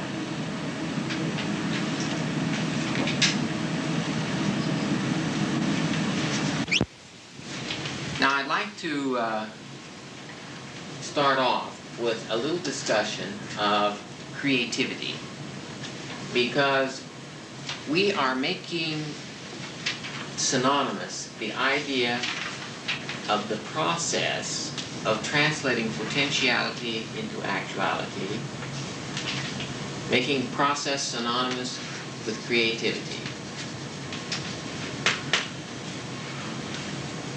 The child, then, in essence, is a self-creator. That's to say, he is a self-actualizer. I don't think that phrase is foreign to you. And the issue is whether or not you can train a child to be a competent self-actualizer. And if so, what would be the difference between an incompetent self-actualizer and a competent one? We think there are differences. One of them is that the competent self-actualizer is more in charge than the incompetent one, who is more a passive recipient of pressures to do this and to do that come from the outside. So that efficient causes play a greater role in the shaping of the personality in the case of the incompetent person, whereas final causes, purpose and intention, plays a larger role in the case of the person who's really more in charge of what he's going to become than the forces around him. Whitehead called creativity the universal of universals. It is the nature of change, of the basic changes in the universe that are building things up, creating new forms.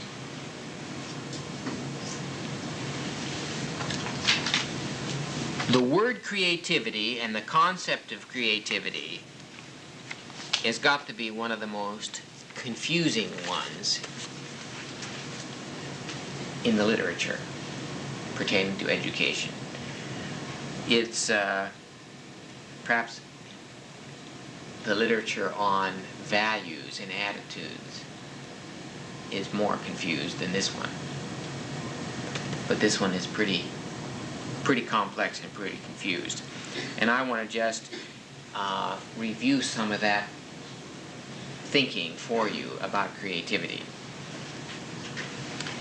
It is a word which is so easily thrown around because we know how to use it in a sentence and how to pronounce it and spell it. But I've not met very many people who could sit down and say, this is my understanding of creativity, and then articulate an understanding that identifies absolute first principles. and ultimate ontological considerations. Here's the document on creativity, which is parallel to do it in the university for years and years. I mean, we did it by working right after we got home. Most of the work of Anisa in the early years was done by people after hours, from 12 to 3 a.m. and on weekends, until we got our first money, see? And so you have to have a certain kind of divine madness to put that kind of time in. That's why you will note that in the future, if schools do become patterned after Anisa, and it's going to take us some convincing of the public, teachers will be in contact with children for no more than 3 to 3.5 hours a day. The rest of the time will be spent in planning and thinking. And when you talk about educational systems, now, is that going back to what you described? You don't call Bank Street a system. No, I mean like Suffield. Is the Yeah, like the public schools, yes. Okay. In other words, I see no evidence in Suffield or anywhere else for that matter. This is no particular criticism of Suffield. It's just the way things are in American education. Namely, educators it is unappreciated that to provide good educational system requires thinking and studying and updating and planning and refining. And I know that many of the people who've been involved in Anisa found that during these last 2 years, the amount of time that they put into their profession went up enormously. I mean, there was just like the curve went like that. But that's only because we couldn't get them release time to do it during the day, which is when it should be done. See? You don't expect a surgeon to come into the hospital at 8:30 in the morning and just take out appendices until 5 and then go home. He'd collapse under the strain of it. Or he would become very sloppy, in which case he would start losing patience. Now, that's one of those ambiguous sentences again. He could lose patience and patience. Yes? Yes? Under those circumstances that you're describing, do you foresee that there would be a groundswell from the bottom up or other way around? Well, I think, yes, we try to get both going, and maybe they'll meet somewhere in the middle. But eventually, it's going to come when the efficacy of the model is demonstrated in its full bloom, and parents then insist that their children have it. Because if they insist, they're the taxpayers. And they'll say, look, let's take some of this tax money that's being put in over here. You may not want to increase the total amount of taxes, you may just want to distribute them differently. Because when you see where the money goes, there's an awful lot of nonsense being financed by money. Did you have a question? No.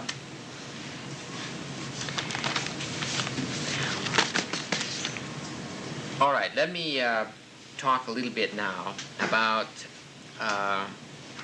creativity. I want to give you a little bit of a historical overview. And what you will notice as I proceed is that very few people who have worked with creativity have bothered to ask themselves fundamental ontological questions about it. And therefore, in reviewing that literature, we never found much directly useful to us in terms of a fundamental approach to creativity. But we're glad we did it because it let us know where everybody else is coming from and lets us know how everybody uses the word. People say, well, we should have a creative school. we shouldn't suppress the creativity of the child. And by that they usually mean they should let him run free. But they've never discussed the difference between creativity, freedom, structure, discipline. And one of the things we're pretty certain about now is that structure and discipline, dynamically conceived, are prerequisites to creativity, no matter how you're talking about it. Because creativity always means bringing into being a new order. And order itself means having boundaries, having structure, having form, and therefore cannot be chaos, which is what most people think, or there is that flavor about most people's view of freedom. Okay, I want to give you just a little quick overview. Research in creativity got underway about 25 years ago, in the 1950s. The names of Taylor, Gislin, Smith, Getzels, Jackson, Barron, Golan, Guilford, Torrance, Cogan, Wallach, Mednick, Cattell, McKinnon, and Maltzman are the names of the people who've done the research that I'm going to give you an overview of. Two in particular, and one especially, Guilford. Guilford wrote a book called The Structure of the Intellect, which was a new approach to looking at IQ. The work on creativity really got underway when Guilford put out that book, The Structure of the Intellect. That work raised a number of major issues. One, what is creativity? Two, how is it different from intelligence as measured by IQ tests? Three, how can creativity be measured? Four, how can it be fostered? And five, where should we put the focus of our attention to understand it?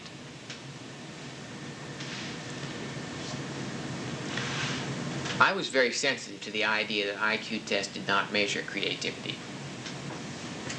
Because I remember when I took my first IQ test, I think I didn't do very well on the math part. I never got to see it, of course, back. But I just have that recollection that when I came to the math part of it, I didn't do as well as I would have liked to have done. But I also knew that I could play a Beethoven sonata from memory on the piano, and that you have to have some intelligence to do that. And there was nothing in the test that enabled me or gave me the opportunity to express that. And I knew that some of those guys who might have done pretty well on the math wouldn't be able to play a Beethoven sonata. They didn't even know what a sonata is. They'd never heard of Beethoven. And that I could even compose some music. And that takes some doing, intelligence, and understanding, and knowledge, applying rules of harmony and so on. I could also draw pretty well. I had a lot of paintings. In fact, when I was 13, I had an art exhibit at the Carnegie Art Gallery in Pittsburgh, Pennsylvania. All those paintings were sold or given away, but I still have a few things. But still, that IQ test didn't ask anybody to draw or paint anything. So it was pretty clear to me that IQ tests were slanted away from creative, artistic operations. And so a lot of this research that started in the 50s began the inquiry into creativity by trying to see how and in what way it differed from intelligence. So let me just give you a few perspectives on each one of those questions that I just read to you. Guilford tried to find a way of looking at intelligence that would account for creativity or isolate it in some way. And at the same time, he put himself in a straitjacket because he came to look at intelligence and creativity almost entirely in terms of cognition, which is just one way of being creative from an Anisa point of view, namely through thinking. So you're going to see that this has a rather narrow look. He tried to establish a difference between two basic kinds of thinking, convergent and divergent.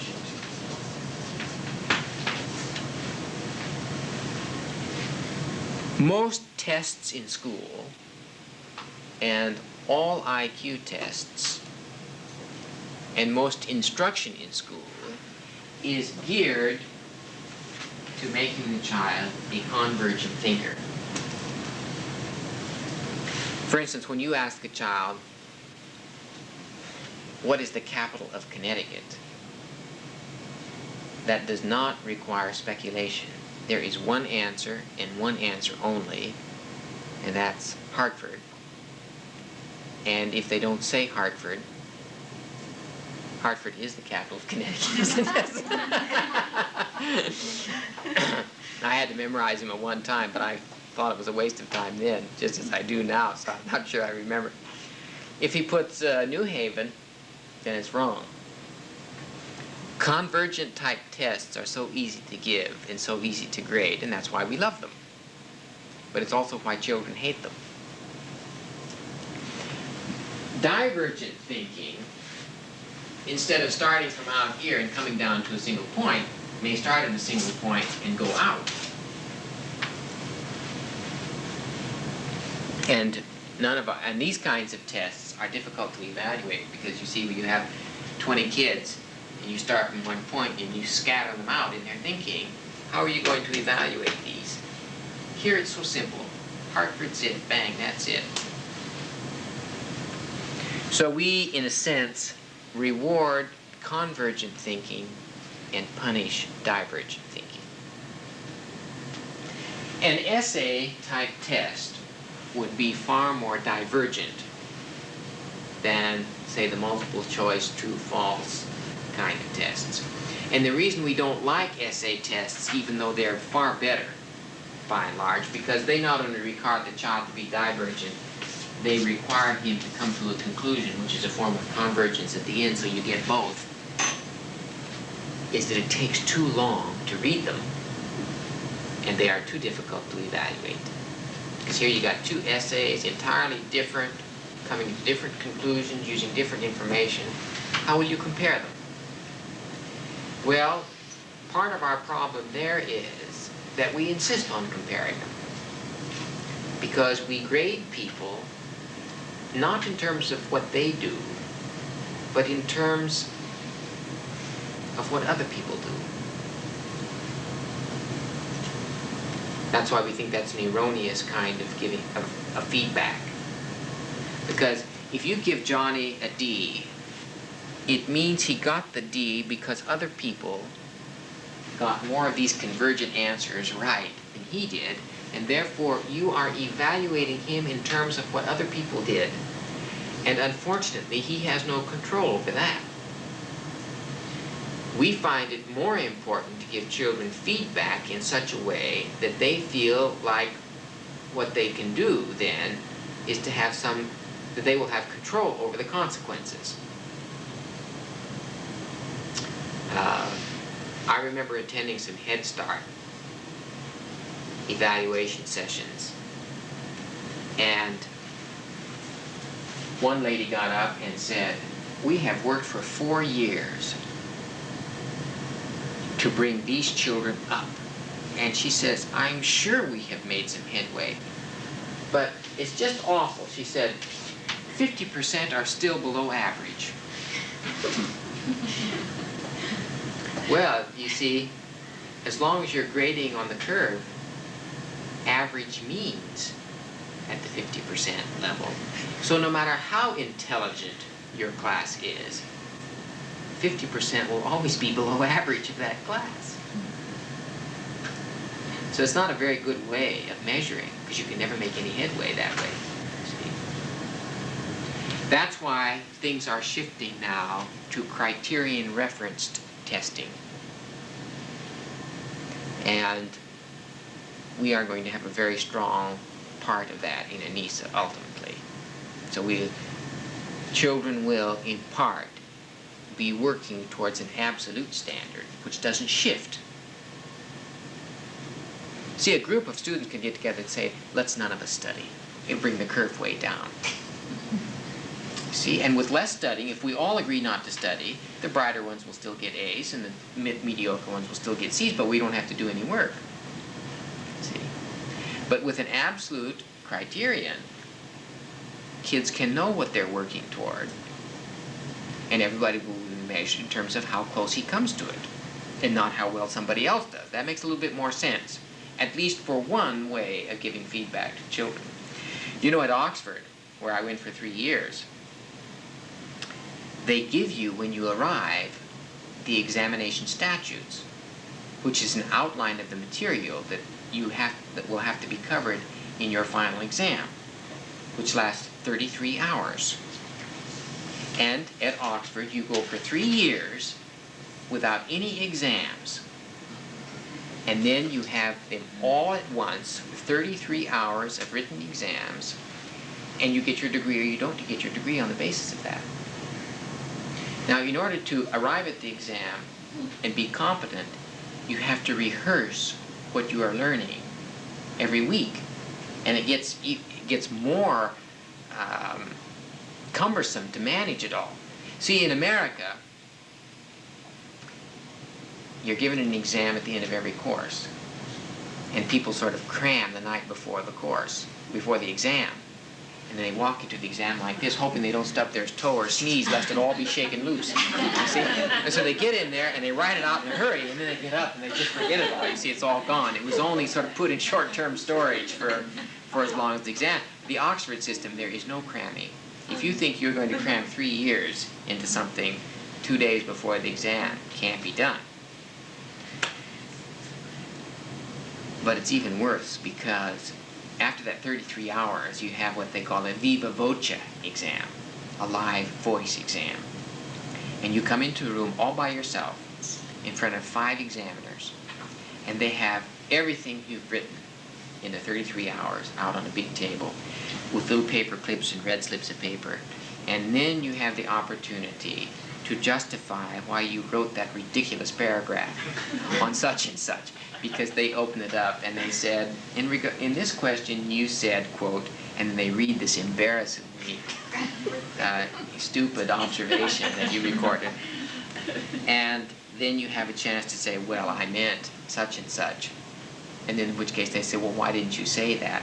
Well, what this does, knowing that you have the viva voce examination, keeps you from writing nonsense in the first place. And you also know that padding is verboten.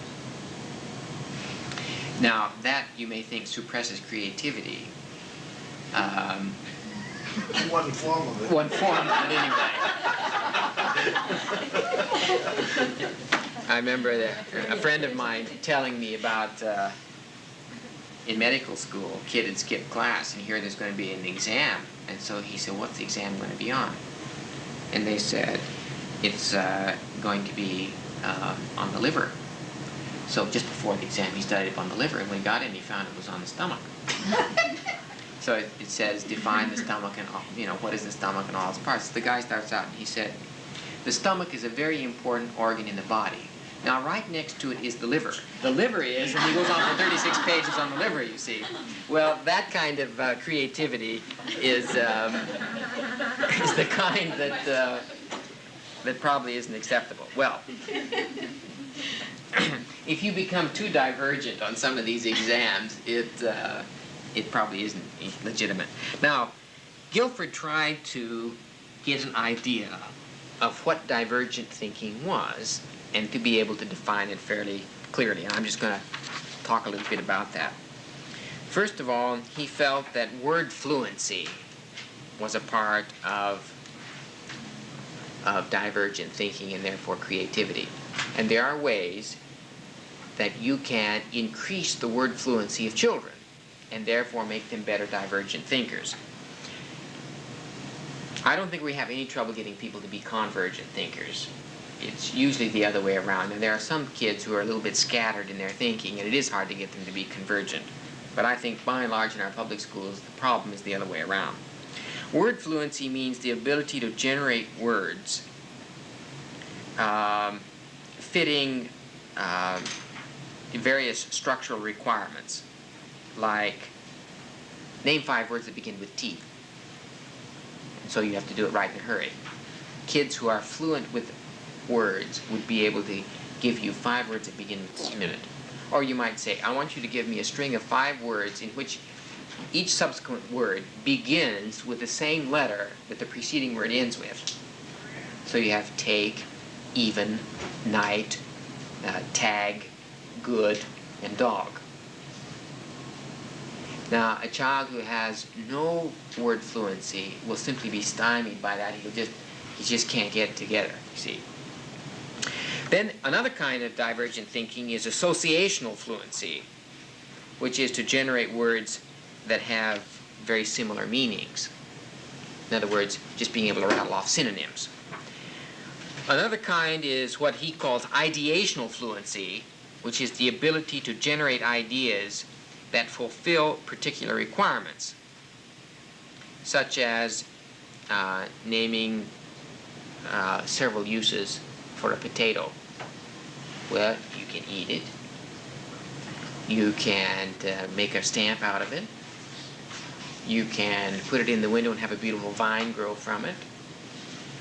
You can squeeze the starch out of it and iron your shirt with it. What? Vodka. Vodka! You can make vodka out of it. Do they make vodka out of potatoes? I didn't know that. Well, this shows I haven't had too much potato experience. In fact, I was born and raised in Nebraska, which is good potato country, you know. I wonder if that could be an industry for Nebraska to bring them out of the economic slump. They raise all those wonderful potatoes. Well, children without ideational fluency simply can't see the possibilities in an object, and therefore they will give you a very conventional, stereotyped sort of answer. Then there is what he calls expressional fluency, which means to put rapidly into juxtaposition words that meet certain requirements of sentence structure, like writing alternative sentences of 4 words in which the first letters of 4 words are given. For instance, supposing you take the word idea. You say to the child, quickly make a sentence in which each word in the sentence in that order begins with these words.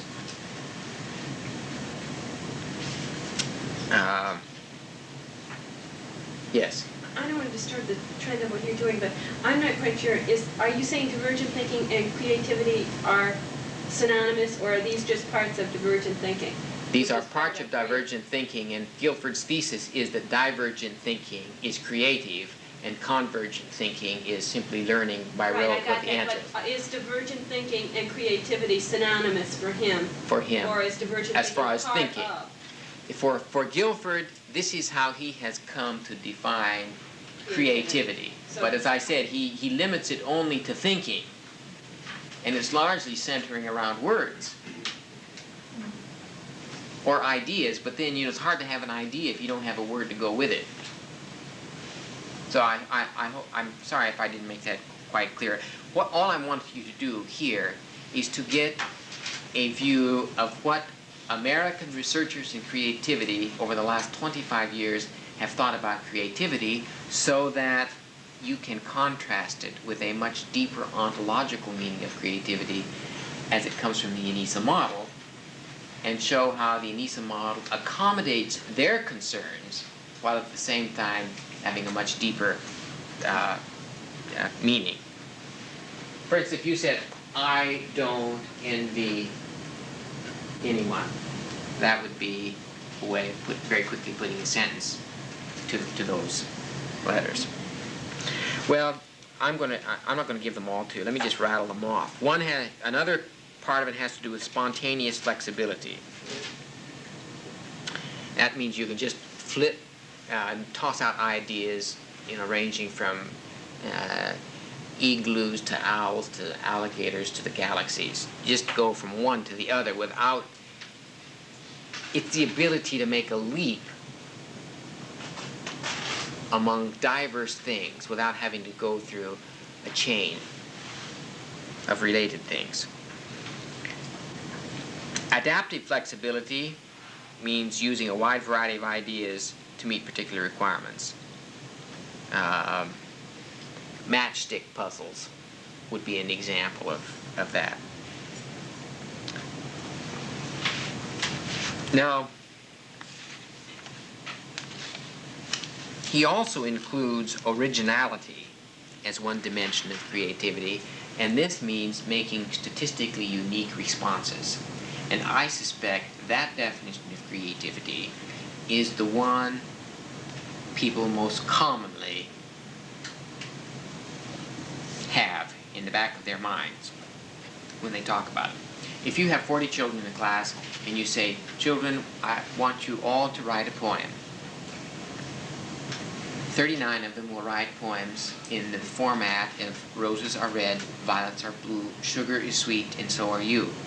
But you'll have one child, say, who writes a haiku, and you'll say, "He's my creative one." In fact, in spite of the fact that all the other children created their poems too, you will say, "This is my creative one," because it was a statistically unique response. Now, of course, if all of the children had had lots of haiku experience, 39 of them might have written haiku, and only one written roses are red, in which case you'd say, "This is my creative child." In other words, the criterion for creativity depends upon it being statistically unique. And our theory accounts for how you get statistically unique responses. And if I forget to tell you how it does, then you remind me. Now, Jackson and Getzels did a number of studies at the time I was at the University of Chicago, and they published a book called Creativity and Intelligence. And generally speaking, all of these studies show that the terribly high IQ person is not the creative person.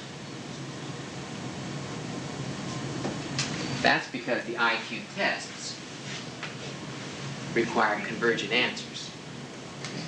See?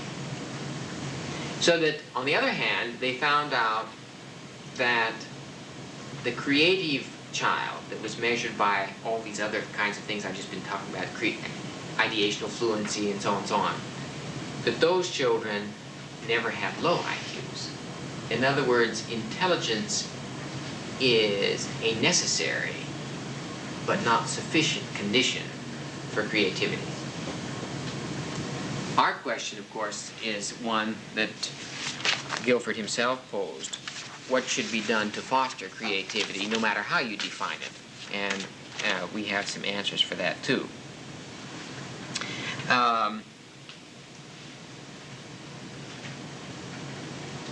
They found that intelligence tests always correlate very well with any test concerning convergent type thinking, and that's where you get the high correlation then between the high IQ person and convergent thinking, and that's why you don't get the correlation between the high IQ person and creativity. One of the tests that Mednick used, which I think you might find interesting, has to do with a RAT test, R-A-T, which stands for Remote Associates Test. And I think maybe I suddenly have a deja vu looking at Harriet, that I have a sense that I've told you about this RAT test before, but let me just, for those who weren't here, let me just give you an example. if you put 3 disparate words together, like blue, cottage, and rat, what word would associate those 3? Seashore. Seashore, all right, for some, might be. Rats in the seashore, blue seashore, cottage in the seashore. Is it fair if you remember? What? Is it fair if you remember from before? You know, sure, yes. Cheese. Cheese, that's right, I did say it before. In other words, rats eat cheese, there's blue cheese, there's cottage cheese. Well, they found that the creative child, because he could just scout around, she has a very good memory, this gal, can find out the remote associate that would link those disparate things, you see. All right, one last point, and then I'm going to move on. And that is that after all of the research was done, they found that the thing that really made the statistically unique response was the person's capacity to deploy his attention to the periphery. Well, that's kind of divergent. In other words, he puts his attention out here rather than keeping it right here. You would never think of cheese as the remote associate for those 3 words unless you could just let your mind scatter around. Certain organizations like Synectics Incorporated, have you ever heard of Synectics? It's a firm that provides consultants to businesses to do some creative brainstorming to find some new answers to problems. And in the early days of the School of Education, we actually hired some people to come and be with us when we were trying to put together the School of Education at UMass. They came out to Colorado with us when we went on our little retreat to try to put the School of Education together. And their technique was essentially an exercise in deploying the attention to the periphery through what they called analogical excursions. So the problem would be defined, and you would begin to free associate from any word on the basis of that problem until you would get way, way out here somewhere. And then from there, you would begin a process of what they called force fitting to see how anything about whatever it was out there would fit into the problem in some way, shape, or form. In this way, having deployed your attention to the periphery, you're going to come in contact with 10,000 possibilities that you never would have thought of, and probably 99% of them won't be any good as you address this problem.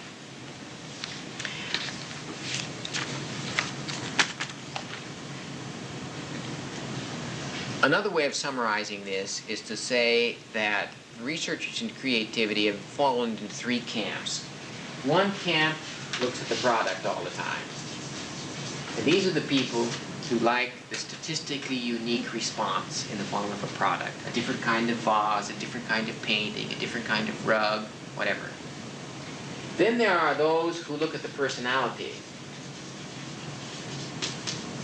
and try to find out creativity by looking at people that they regard to be creative. And there are some personality variables that seem to be associated with creativity. One is a higher than normal level of anxiety. In other words, if you're too calm and complacent, too bovine, yeah, you won't be creative. Bovine means cow, yes? We just have not met too many anxious cows. Otherwise, it would sour the milk, I feel sure. Secondly, the person is good at fantasy and daydreaming. This is the creative person now, not necessarily the productive person. You can have a lot of creative people are not very productive. They spend too much time daydreaming. But it's a prerequisite, you see. The point is how to stop the daydreaming and roll up your sleeves now and turn that dream into something. That's the hard part. They have a toleration of ambiguity and disorder. That doesn't, however, if you don't create order at some point, then the creativity never is expressed. It just hangs in there as a potentiality, you might say. And they like new things themselves. In the case of children, they're attracted to strangers. This is always a little nerve-wracking for these days, to have a creative child who likes. The last part is people who look at the process. And that's where we fall, as you will see. A couple of statements now about misconception concerning creativity, no matter how you look at it from any of these perspectives. One myth or misconception is that repetition destroys it. Actually, the evidence is that before you can be really creative in any area, you must have overlearned it. In other words, you could not be a good improviser on the piano if you hadn't overlearned everything there was to know about it. Now, the problem, of course, is if you insist on repetition when the child doesn't want it, then you may stifle things. But the fact is, nobody is going to be really creative unless he has overlearned whatever area it is he's going to be creative in. And you'll find that children who are most creative in whatever area, they spend a lot of time going over and over and over and over and over whatever it is. If you get somebody, for instance, who suddenly is taken up with the guitar, well, he himself will just go over and over and over and over it. See, that's different from having the mother say, aren't you going to practice your guitar? You haven't touched it for 5 days. And so in a reluctant way, he drags out the guitar and plinks around a few times. But he'll only go through each piece once. And he can't stand the repetition. Well, chances are he's not going to become very creative on that instrument. Second misconception has to do with structure. People think it's bad for creativity. I think there's a lot of misconception about open education on this score. There are those people who think open education means creative education, which means no structure. Well, they're talking about chaos, and chaos is an enemy of creativity. Although differentiation, as you will see momentarily, is a prerequisite to creativity, and that means breaking things down into parts. And temporarily, they may look a little disordered until you get them back together again. And it's the ability to tolerate the differentiated state, which is a state of ambiguity, that is important in creativity, because if you insist on getting it back together too soon, chances are you'll put it back together the way it was when you took it apart, and you won't have anything new, which means you won't be creative in terms of the product. Third misconception is that discipline is bad for creativity. There's this thought that complete freedom is required, which means that if the child wants to throw a brick through the window, let him, otherwise you'll be suppressing his creative impulses. Well, discipline is necessary, as any artist will tell you. And if you don't have the discipline down, then you are not able to express what you have in mind the way you would like to, because you lack the discipline to achieve it. Then there is another misconception that the creative personality is necessarily neurotic. Well, some creative personalities may be neurotic, but it's not a requirement. In fact, the large, overwhelming number of people find their creativity impaired because of their neuroses and not having their creativity inspired by their neuroses. Now, it's true that sometimes any problem that you may have as a human being, your response to that problem, which provides tension and anxiety, may be a stimulant to finding an alternative way of doing things, in which case it forces you to be creative. That's why tests and problems and obstacles are not in themselves necessarily bad things. It depends on how you relate to them. And you'll see in our developmental theory, we get into it right after the coffee break, that we have a way of seeing obstacles, tests, and difficulties and problems in the context of the theory, such that they can be dealt with in ways that actually foster the actualization of more potentiality and therefore, in that sense, creativity. Now, given that as a kind of a general background of the research in creativity, let me just close this little session by affirming our own position on creativity as ultimately, in the most basic ontological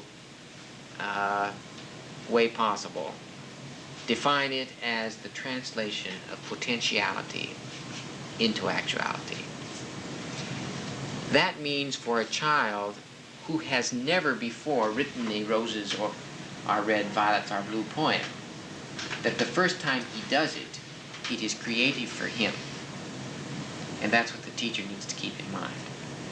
The kid who writes the haiku may have written 20 million of them before, and therefore it wasn't so creative for him as it was for the child who wrote the roses are red poem. It's just that if you look at creativity in this category as a category of unique statistical responses, then you will say the haiku kid is the creative one and the roses are red kid isn't. But in actual fact, it may be that the roses are red kid is being more creative on that moment because he has never done it before, you see. Well, when we come back from the coffee break, we will explore in great detail then a discussion of the nature of potentiality, the nature of actuality, and what are the conditions for its translation. And that will be an outline of the Anisa theory of development. And I have some new information to impart to you of 1974 studies on development that you haven't had before, too. So we'll all have some coffee. Yes? You mean I've gone for 2 days and not said? He's asking the question, what does Anisa stand for? Well, I think it is explained in some of the documents, but let me give it to you again. It comes from an ancient word with both Latin and Greek roots, which refers, in a very technical sense, to an umbelliferous plant that sheds a fragrance all around. Umbelliferous meaning comes from the same word as umbrella, so it means a plant that provides shelter and shade. It's been used, the word, to represent an ancient symbol, the tree of life. We wanted some symbolic representation as a name for our effort, which would reflect aesthetically many of the qualities that convey the philosophical orientation of the model, namely perpetual fruition, growth, shelter, shade, grace, beauty, nurture, fostering, never-ending cycles of growth, so on. We debated a long time about this, as a matter of fact, or perhaps I should say I did, because there is some danger in giving a label to something, because people who are upset with it and don't know what they're upset with have a name to attack without having the idea, without even knowing what the ideas are. That's the problem with giving it a name. See, if we had said, well, this is the UMass Learning and Competence Model, nobody would know what to attack when they're upset. But the minute you say Anisa, you have a target.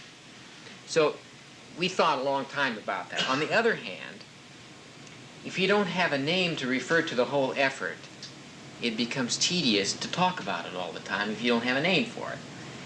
And we came to believe that this effort did beg for a name. But on the other hand, we didn't want to call it the Jordan model because there's also a bigger problem in naming something after a personality, especially when lots of people are involved in it.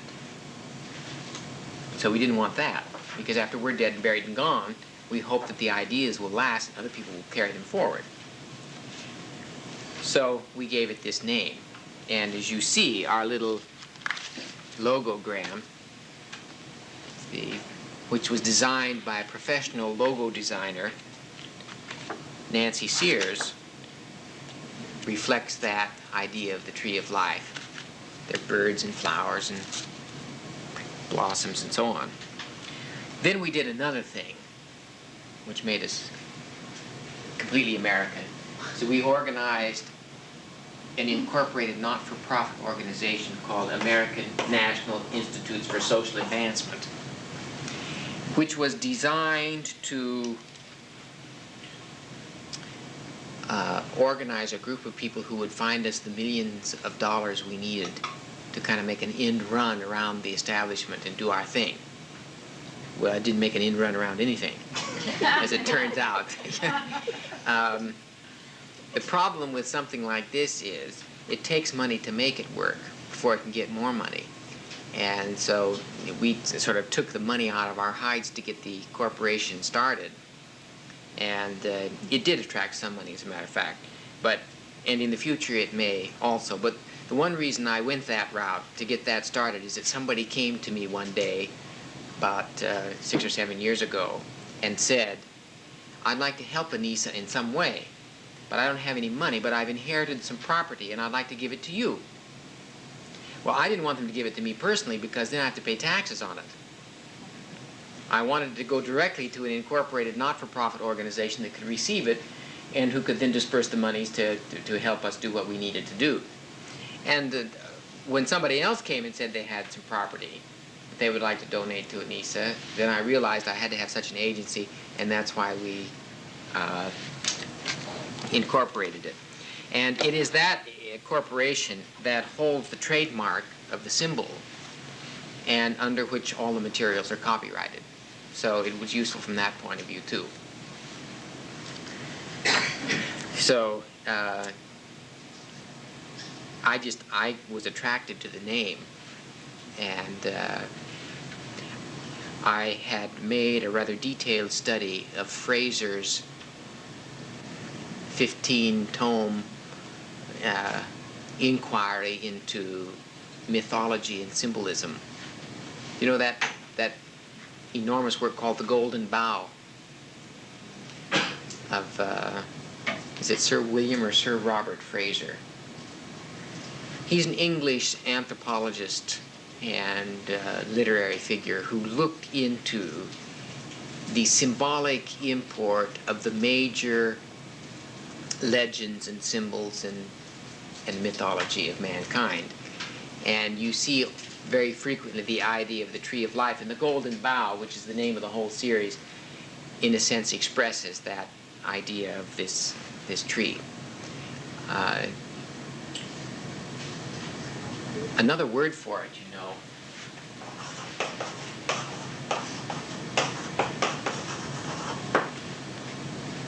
arbor vitae or vitae, depending on how you learned your Latin. And you see there are some actual plants called this too, which don't look very much like trees. But this is tree, of course, arbor, and this is life, and it has the genitive case, which means up. So it's the tree of life.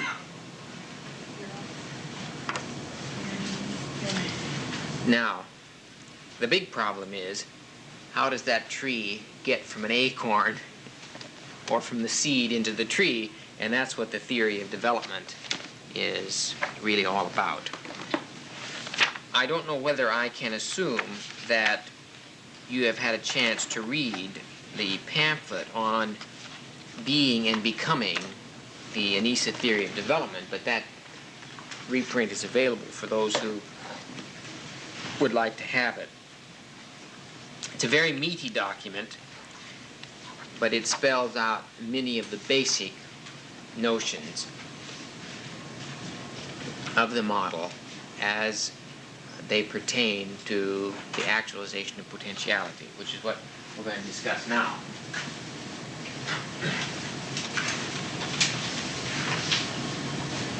We have already established in the philosophical basis that potentialities of man are limitless. That is to say, we have no scientific means of imposing limitations on the conception of the possibilities for man. If you take the position that the potentialities are infinite, it means you cannot list them, because the list would be endless. The next best step, then, is to classify them, because you can have a finite number of classes into which fall an infinite number of things.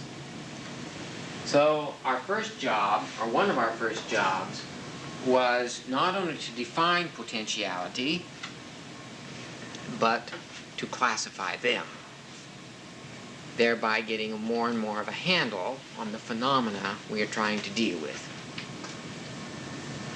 Let me first define in a general way what we mean by potentiality, and then classify them according to the theory, and ultimately show you how all of this relates to curriculum and teaching, which will be covered in subsequent presentations. The word potential comes from a Latin root word which means to be.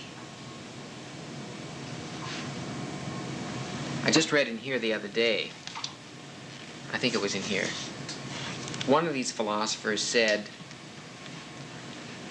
being ultimately means power. Identity means ultimately power. Power means energy.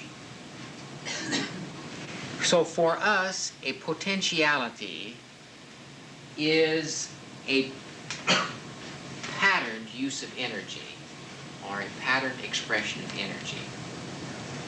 Now, of course, you want me to define energy, which I'm not going to do now. But yesterday we talked about the relationship between energy and mass.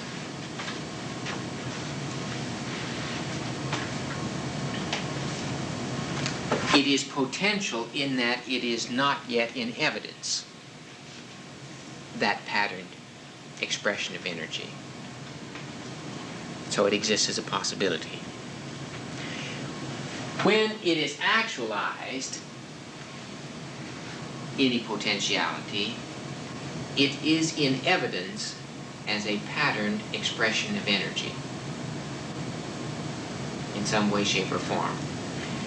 That's as general and abstract as you can get. And yet, as you will see, we can identify behavioral reference that are observable, from which can be inferred the existence of given potentialities. Now, having said that, let me now classify these potentialities so we begin to get a better handle on them. We established two categories of potentiality. A, biological, and B, psychological.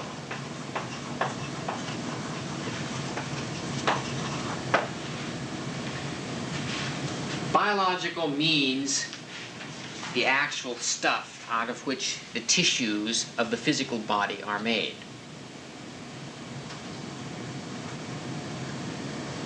The theory fixes nutrition as the key element in the actualization of biological potentialities. And it fixes learning as the key factor in the actualization of psychological potentialities. So of course now the theory has the obligation of showing how nutrition is the key factor and how learning is the key factor. We further divide the psychological potentialities into 5 basic categories. Psychomotor, perceptual, cognitive, affective,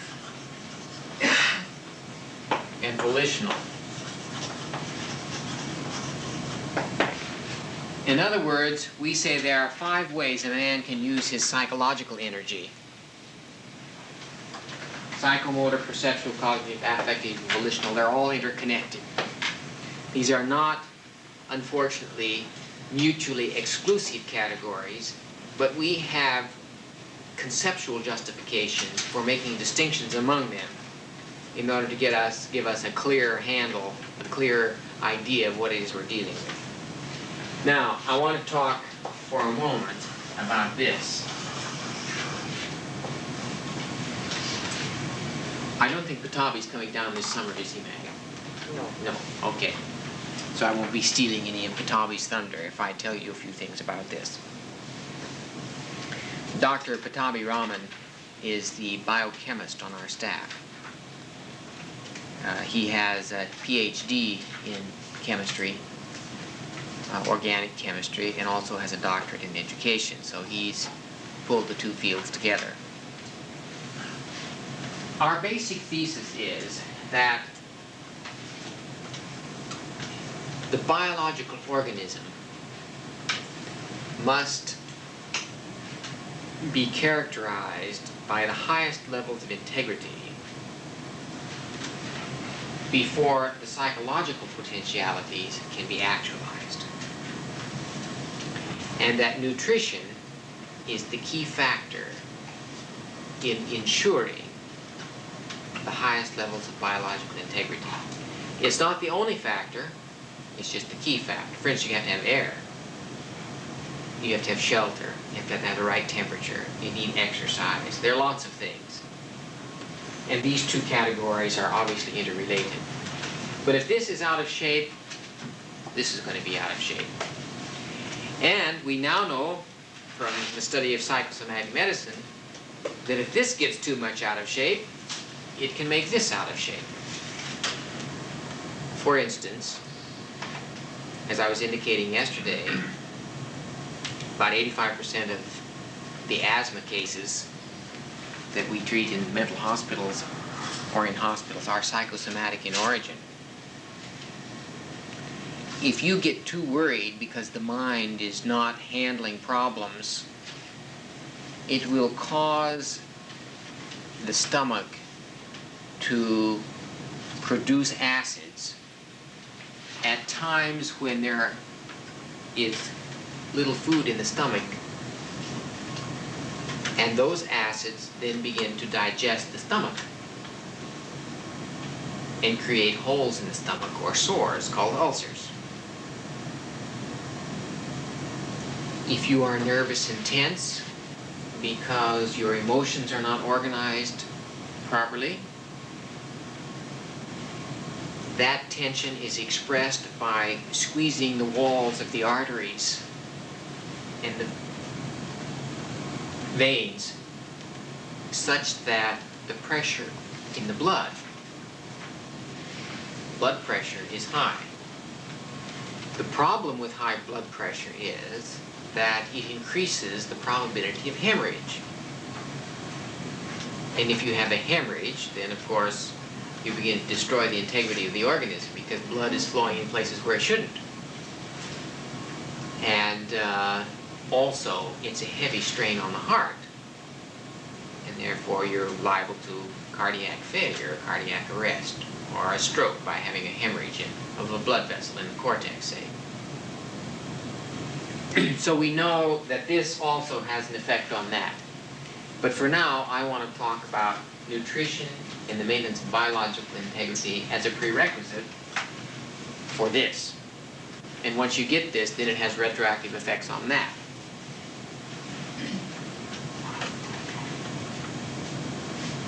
When the sperm and the egg come together,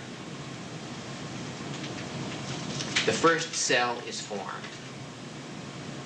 and cell division begins. So the one cell becomes 2. Each of those 2 becomes a new cell, so you have 4. Then you have 8. Then you have 32, 64, 128, and so on. Initially, the cells become smaller as they get more, but not for long. Pretty soon the cells increase in size, and when they divide, they become bigger. That means they have to have more material. Where do they get the material? They get it from the food the mother ate. The mother eats food, the food is digested, it is carried by the mother's blood down to a part of the womb called the placenta, and those nutrients are given up to the placenta gathers them and takes them down the umbilical cord to the baby. This is the baby.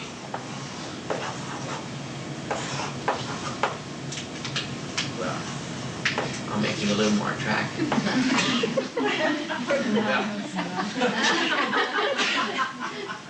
He looks like a thalidomide baby.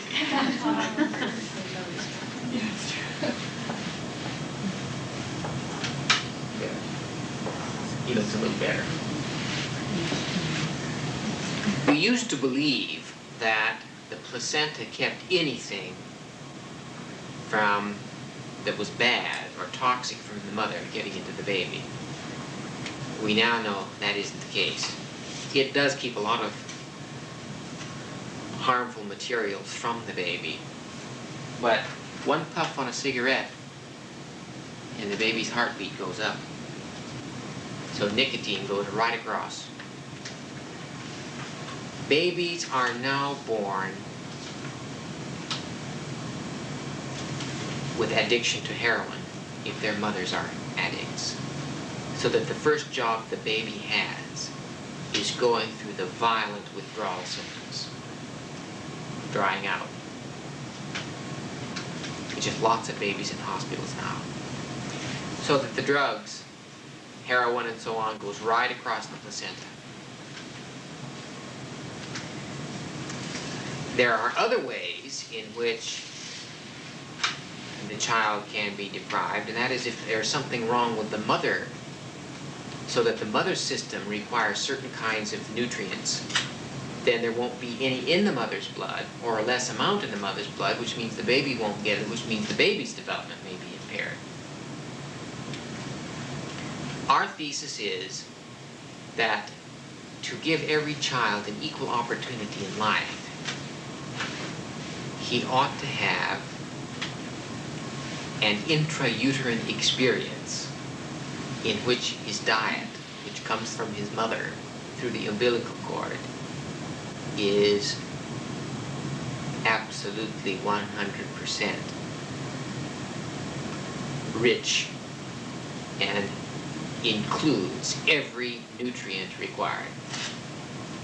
Now let me give you an example of what the deprivation might, what consequences it might have developmentally. You have about 12 to 14 billion nerve cells in just the cortex of the human brain. Just the outer cortex means bark. And the outer layer of the brain is like a bark that covers it. That's why it's called the cerebral cortex. That bark has 12 to 14 billion nerve cells. You are born with a finite number of them. And you don't get any more. They never regenerate. If you lose one, that's it. Ashley Montague, the anthropologist and physiologist, psychologist, makes the point that it's possible that, say, one cell that is a nerve cell that is going to divide and will have, say, $500 million cells. each of which might multiply twice or 3 or 4 times. Supposing that cell dies because of lack of nutrition